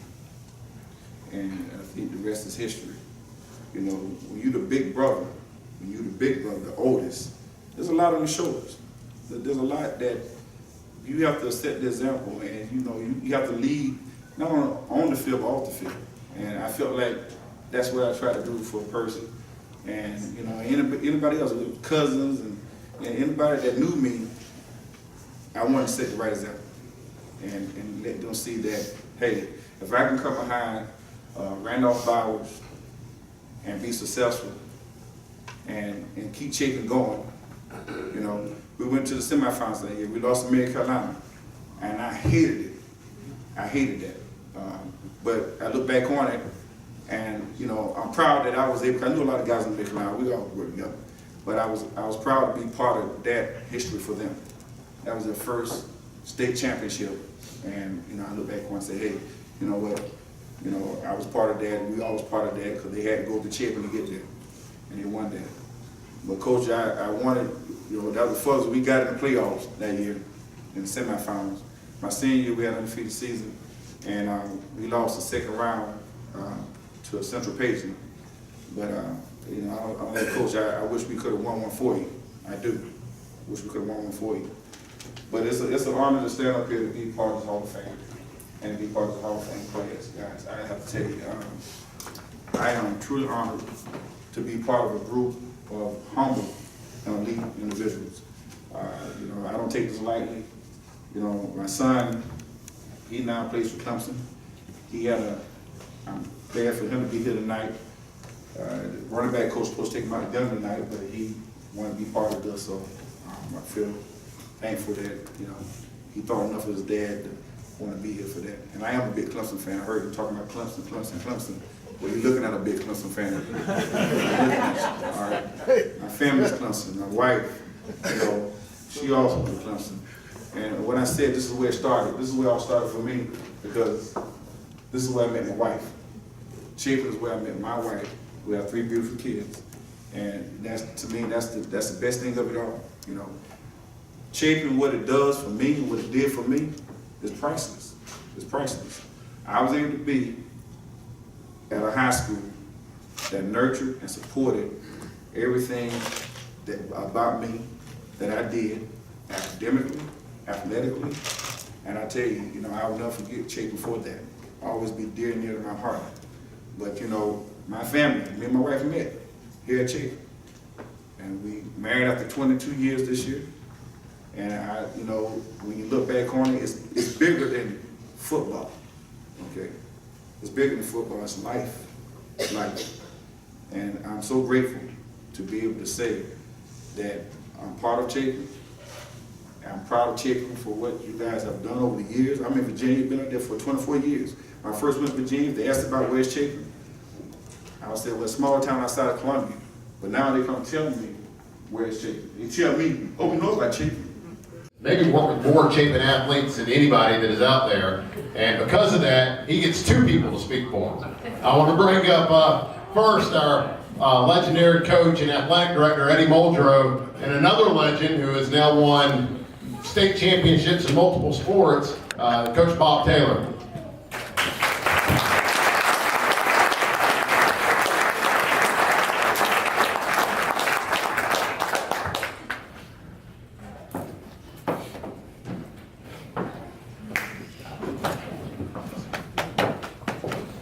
Coach Williams asked 2 people to come up. I guess he felt like we had double stories to tell, so we'll kind of share this tonight.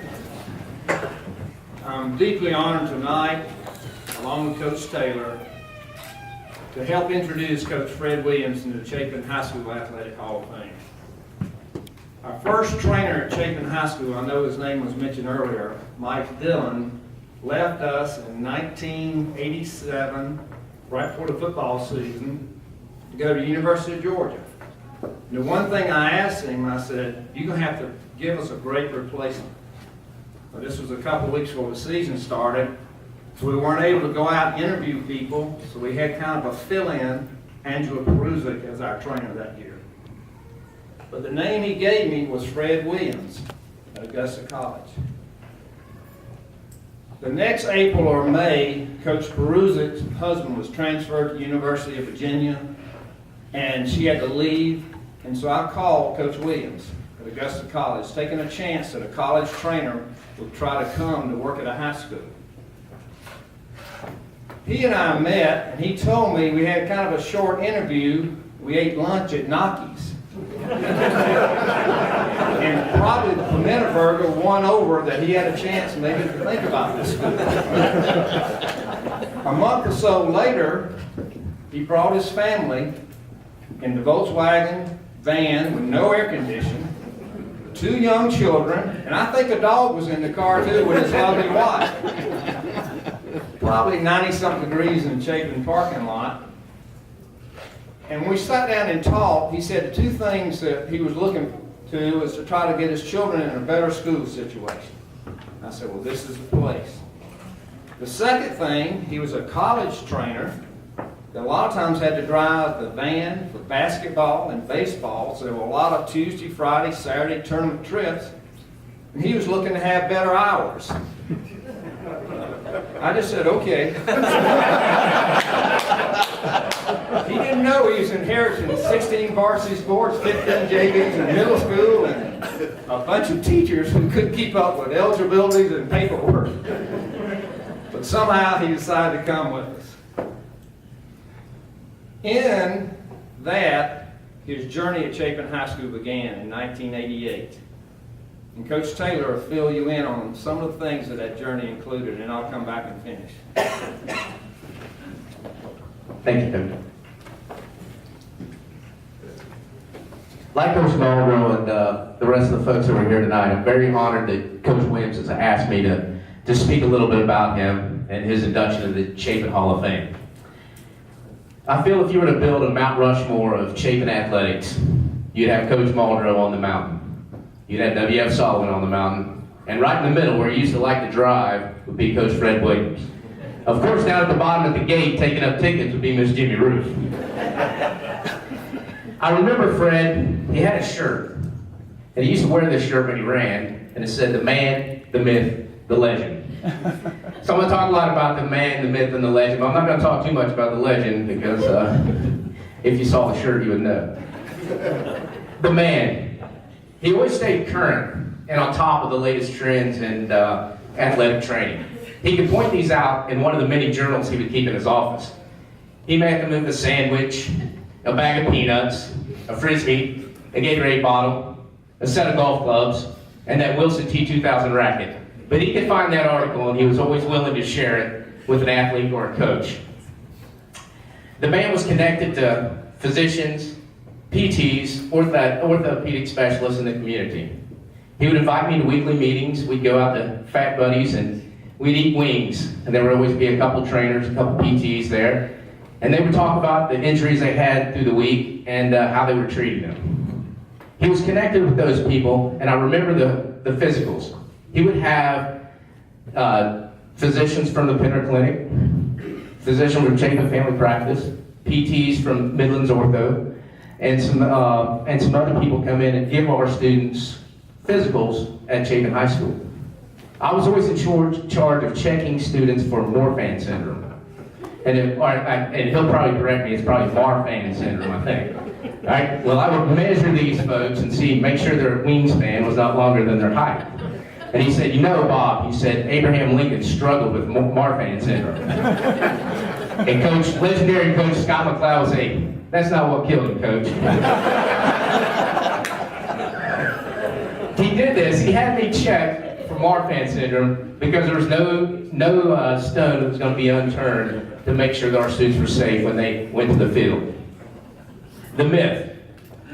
Coach Marco talked a little bit about it. Fred has some superpowers. All right, the first superpower is his X-ray vision. He would always say the X-ray vision was on the blink. It wasn't working. But it never failed. His initial diagnosis usually ended up correct. So his X-ray vision was pretty good. He could also find some way to create hours in the day. He would have morning treatments, lunch treatments. After school, he would treat him again. After practice, he would treat him again. Somehow, he worked 25 hours in a 24-hour day. He did most of this on one supplement throughout the year for most of his career. So he did this not for the money, not for the fame, but he did this because he loved his work and he loved the kids of this community and the coaches of this community. When I stop by, it's amazing. Every time I stop by to see him, he's seen somebody else in the community. He's made friends or spoken to somebody else in the community, and that he's coached, or he's taught, or he's trained throughout his life, and he's made meaningful relationships.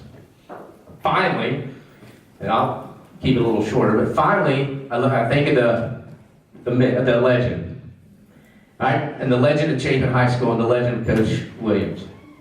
Chapin High School has won 51 state championships. We won our 51st last spring. Pretty strong. I was thinking about it and I said, well, Coach Williams probably been involved in at least 20 of those state championships. So 20 state championships. All right? One for each finger, one for each toe. So as I was talking about that, my daughter says, Dad said, maybe you should know how many he's won. So I did a couple of calls, and I checked out, and Coach Williams has been involved in 27 of our 51 state championships. That's the legend.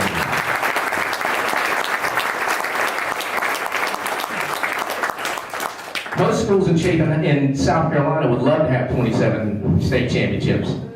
Coach Williams has enough for every finger, every toe. He could give 5 out to somebody else to put on all 5 fingers, and he'd still have 2 left over. So for all the players you've touched, Coach, all the coaches you've helped, I would like to thank you and welcome you into the Chapin Athletic Hall of Fame. When Coach Williams turned 50 years old, he had a marathon that started from his house on like August the 7th after the first week of two-a-day football practice. A few of us in this room were fool enough to run with him. He had water stations throughout, and we struggled through that, so that's a foolish friend to join you in that. We want to thank you for the thousands and thousands of the students, athletes that you helped at Chapin High School, whether it's a teacher, in all those sessions of training that the kids wanted to go home at night, but you kept them there to make sure. Where coaches sometimes want them to be ready for a Tuesday or Friday game. But you knew what was the best interest of the student athlete, and you kept that at heart throughout every one of your days at Chapin High School. We thank you for that. You're truly one of a kind. When you pulled up that first day in that Ninja Turtle van, it's probably a Razorback sticker or license plate, and I knew we were getting something special from Arkansas here. But your dedication, you're first at the school, the last to leave, will never be forgotten from all the people, coaches, and athletes you serve. Thanks for everything you did for Chapin High School for all these years. Thank you so much, Coach.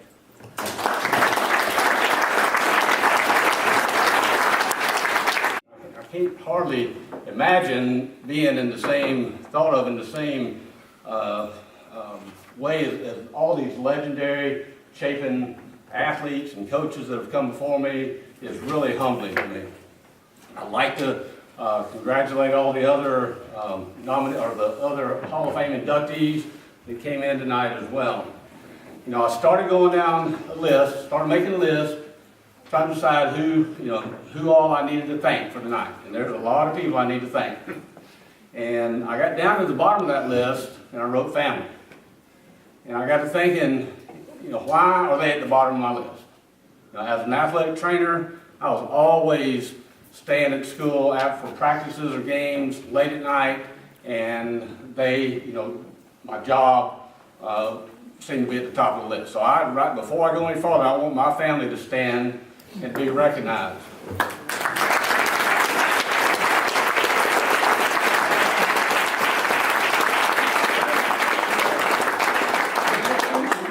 Susan, my lovely wife Susan, stand back up, Susan. My beautiful daughter Megan, her husband Brad. 2 of my grandsons, Ben and Price, are here, and my son Mark, and unfortunately his wife Katie, my granddaughter, and another grandson Henry couldn't be here tonight. But it was tough on Susan, especially when the kids were young, because I wasn't there for dinners, I wasn't there for bath time, homework. It always, I felt terrible when her dad would come to town, because, he'd say, Susan, why is he so late getting home? Why does he have to work on a Saturday? And so I owe them a lot of thanks for their support throughout the years, and a lot of people probably wouldn't have stayed with me that long, to be honest with you. But thank y'all. Thank y'all. I appreciate it. I've been blessed. And my mother always said, count your blessings. So I thought this would be a good opportunity to count a few blessings. Won't count all of them. I know it's late. Y'all need to go home. But number one, I was blessed to figure out at an early age what I wanted to do for a living. I was a little skinny kid in junior high school. Wasn't a very good athlete, but all my friends were athletes. I loved athletics, especially Razorback football. But I wanted to be around it. So I started off as a manager. In junior high school, I was a track manager, basketball manager, football manager. When I went to high school, I stuck to football, being a football manager. And we had a football coach there named Mike Malham. And a couple of weeks ago, I was listening to Jerry Kramer's speech for the NFL Hall of Fame. If you ever heard it, he mentioned two words. And those two words took me back to Mike Malham in my 10th grade year at McClellan High School in Little Rock, Arkansas. Those two words were approval and belief. I would be in the equipment room, either folding jerseys or pants or washing uniforms. I had my face in this Kramer athletic training in the 70s, correspondence course. You know, that's how I learned about athletic training, do a correspondence course in the 10th grade. And he would come in there and pat me on the back and tell me what a good job I was doing, how great the equipment room looked. And I mean, I would just swell with pride. I would have done anything for that man. And he instilled that belief in me. So approval and belief. You get a lot out of somebody if you just show them that approval. One thing he asked me one time was to set up the locker room. He said, we need chairs. We're going to have a guest speaker. And so I set up the locker room chairs and podium and everything. And that guest speaker was Coach Lou Holtz. This was in 1971. I was a 10th grade athletic, or a 10th grade student football manager. And so Coach Holtz did his speech and his little newspaper tricks and rope tricks and stuff. 30 years later, my son was fortunate enough to be able to play for Coach Holtz.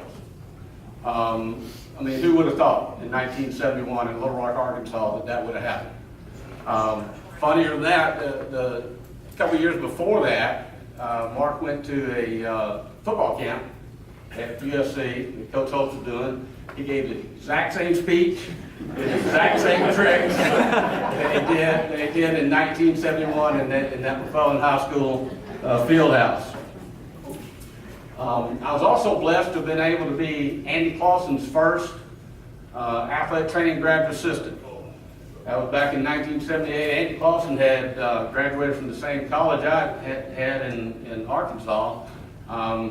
So I was fortunate enough to be able to do that. He taught me a lot, but most of all, Andy taught me how to be an athletic trainer. And he got a little upset with me because I retired before he did, but he's still going strong. I was blessed that my career took me to Columbus, Georgia. When I was in Columbus, Georgia, we had a coach on the staff, Coach David Taylor. Coach David Taylor's in the audience right here tonight with the sunglasses on right there. He's the one that introduced me to Susan Crowder. And all you have to do is look over at that table and see what a blessing that was. I was blessed to have been at the right place at the right time when Mike Dillon decided to go to Georgia. Mike was a friend of Dunny Dunlap's who I've met at the Citadel and I work for now. And Mike told me so many good things about Chapin, about the people of Chapin. He had talked about how they rallied around him when his apartment burned. And, you know, I owe a lot to him. I knew that would be a good place, Chapin would be a good place to raise my family. I was also blessed to be able to end up at a school like Chapin with the faculty, the staff, the student body that allowed me to be able to last as long as I did. Because there's a lot of places I wouldn't have lasted 27 years, I can assure you. And I'm blessed to be standing here in front of you tonight, especially as I look around the room and see so many dear friends that I cherish. So there's a lot of people I'd like to thank. You know, it wasn't easy, even back in the day, to teach 4 classes and be a full-time athletic trainer for maybe 20 teams or whatever. And by the time I left, I think there was like 45 teams.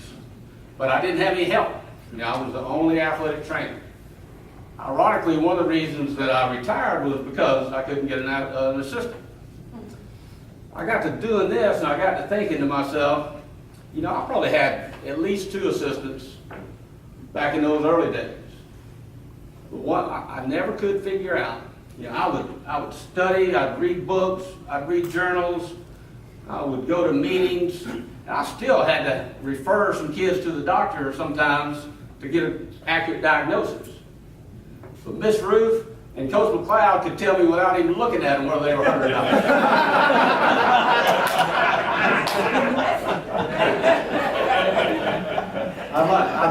I'd like to thank Coach Muldrow for hiring me. He was an athletic trainer's dream. You know, I worked for a lot of coaches. I worked with Bobby Ross, I worked with Art Baker, Sporty Carpenter, Marvin Vanover, and Coach Muldrow was the most organized, the most consistent, the most fair coach I was ever around. He led by example. He taught me, the other coaches, and all the students how to live a life with integrity. And I'm forever grateful for him for that. The administration, when I first got here, you know, Mr. Anderson, Mr. Wicker, and Ms. Baldwin, that was it. And, you know, they knew that it was a challenge for me to do both jobs. And they supported me. Mr. Anderson would let me out of meetings sometimes if I needed to. You know, Ms. Baldwin would help me out with my class schedule and stuff. And Mr. Wicker was a little bit of everything, you know. So I dearly miss those people. Later on, you know, Dr. Jordan came along, Mike Satterfield, and Dr. Ross, and all those administrations helped me out in my endeavors as well. Our coaching staff, and especially back in those days, I know our entire staff. I think I looked at that picture, maybe 20, you know, and that was everybody. Ronnie said the other day, I think he's got 70 coaches at Chapin right now. So, but that first football staff was like a family. We had WF, we had Paul Shealy, we had Gene Teal. I know I'm gonna forget somebody. Coach LaRoe, Larry Friendly, Coach Satterfield, McLeod, Coach Taylor, Ronnie. I think Jody came along not long after that. But we were like a family. And it wasn't like we spent a whole lot of time after, you know, away from school together. But when we were there, it was just great camaraderie. It was teamwork.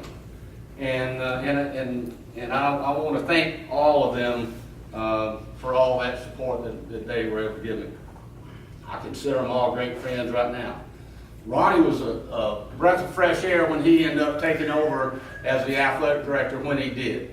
By that time, we had so many teams. We had, I mean, we're talking, what was it? I mean, over 1,000 athletes that we had. That might just be boys. I can't remember. But I mean, we had so much paperwork that we had to deal with, and Ronnie was a huge help dealing with all that paperwork. Kevin Height wasn't actually officially on our staff, but he volunteered with me for at least 20 years, I think. Kevin was a great help on the field, an extra hand, extra set of eyes. Probably where he helped me the most was mentally when we were riding back and forth in the vans from games, and I would just talk nonstop, you know, bouncing things off of him. So he was probably as good for me in that regard as anything else. Scott Douglas, the athletic trainer at Irmo, was the same way. We'd call each other a couple days a week and share our sad stories and stuff. Our athletic secretary is Miss Ruff for most of the years. Susie Wilson and Nicole, they put up with me. They weren't my secretaries. They were the athletic director's secretaries. But I needed a lot of help from them, and I wasn't always the most patient when it came to needing things. I needed it quickly. And so especially Miss Ruff took care of me, and I ran into this gentleman this morning actually, and John Willie Amy. I have to thank John Willie Amy, and between him and Miss Ruff, those 10 o'clock nights that I'd go home late at night, I usually had about half a dozen chili dogs packed away. Miss Ruth never let me go home hungry. So I appreciate that. Our school nurses, we had Liv Spires for a long time, and then Diane Arnold. They were huge. They, as far as helping me, they helped me to organize the athletic physicals, getting all the district nurses. They later on, when concussion protocols changed, and I had to try to keep up with what, how kids are doing in the classroom when they're recovering from concussions.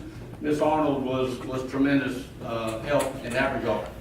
Our customers have a tolerance, I felt like, if you want something done right, do it yourself. It was kind of the way I looked at it after that for a while. But what I lacked in quantity in some of those early years, we made up for in quality after that. I had 3 students that were nominated for the Shrine Bowl, and I had 3 students that were selected to the Shrine Bowl. And all 3 of them did an outstanding job. Just a feather in Chapin High School's cap. Because those people at the Shrine Bowl just thought the world of them. And those were Rachel Gohagan, Joe Gillespie, and Virginia Baker. And Rachel is a certified athletic trainer now. She's working somewhere in the Boston area. Later on, seemed like I got more and more, and that's what I say.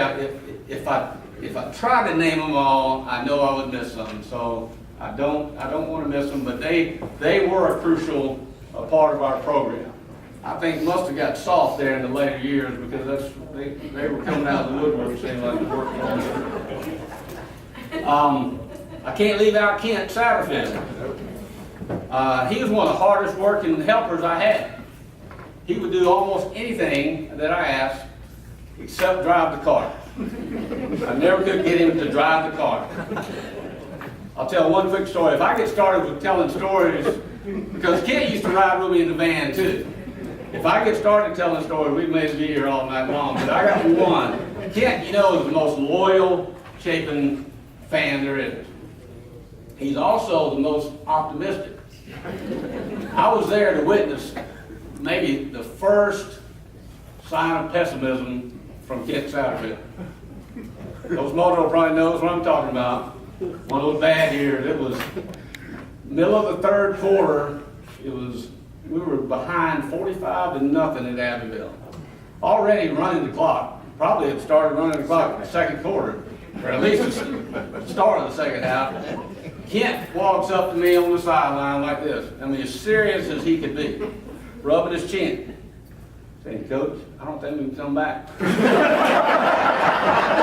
That was the first, and he had been with us for several years. That was the first pessimism I ever heard from Kent Satterfield. That's right. Like I said, I could tell we could be here all night. For any athletic training program, probably the most crucial people you have to have are your doctors. You have to work under the supervision of a doctor. And we were lucky to have several groups. We had a Pinner Clinic, we had Chapin Family Practice. So especially Dr. Bowers and Thomas and Dr. Evans and Dr. Pinner and Ferguson would help us with physicals when we needed to do physicals. Back then, Miss Ruff would assign seats, to Eagle Club people, and so I would know what seat those doctors were in. So if I'm on the sideline, they weren't down on the sideline with me always, but I could look up in the stands and make eye contact with them and do that, and they were down on the sideline. Dr. Green, Mike Green with Midlands Orthopedics was with me from day one. Dr. Green didn't mind me calling him at home. His wife one time said I talked to him more during football season than she did. But he would stop by the training room on the way to and from his work, see kids if I needed him to. He was at almost all football games at least, and a lot of wrestling matches. He liked wrestling. One night we were having a JV football game. They were playing Mid Carolina. The kid has a bad broken wrist. He's on the field. I'm out there getting ready to figure out how to package him, and I'll turn around, there's Dr. Green. Not long after that, the same half, one of their kids dislocated his elbow. There's Dr. Green. This is a JV football game. You typically don't have an orthopedic surgeon with you on the sideline for JV football games. So I can't thank him enough for all his help. For a couple of years, I had the help of Dr. John Batson. I don't know if any of you remember him. He was a pediatrician from Palmetto Pediatrics, had done a sports medicine fellowship. He called me up one summer and wanted to help. He was all in. He was like at practice 2 to 3 days a week. He'd go to away football games, see people for me on the sideline there, and he was a huge help as well. You know, we wanted to try to prevent as many injuries as possible, and when they did occur, try to get them back to playing as quickly as possible and as safely as possible. We wanted to try to make sure our the student athletes left Chapin in as good a shape as when they came.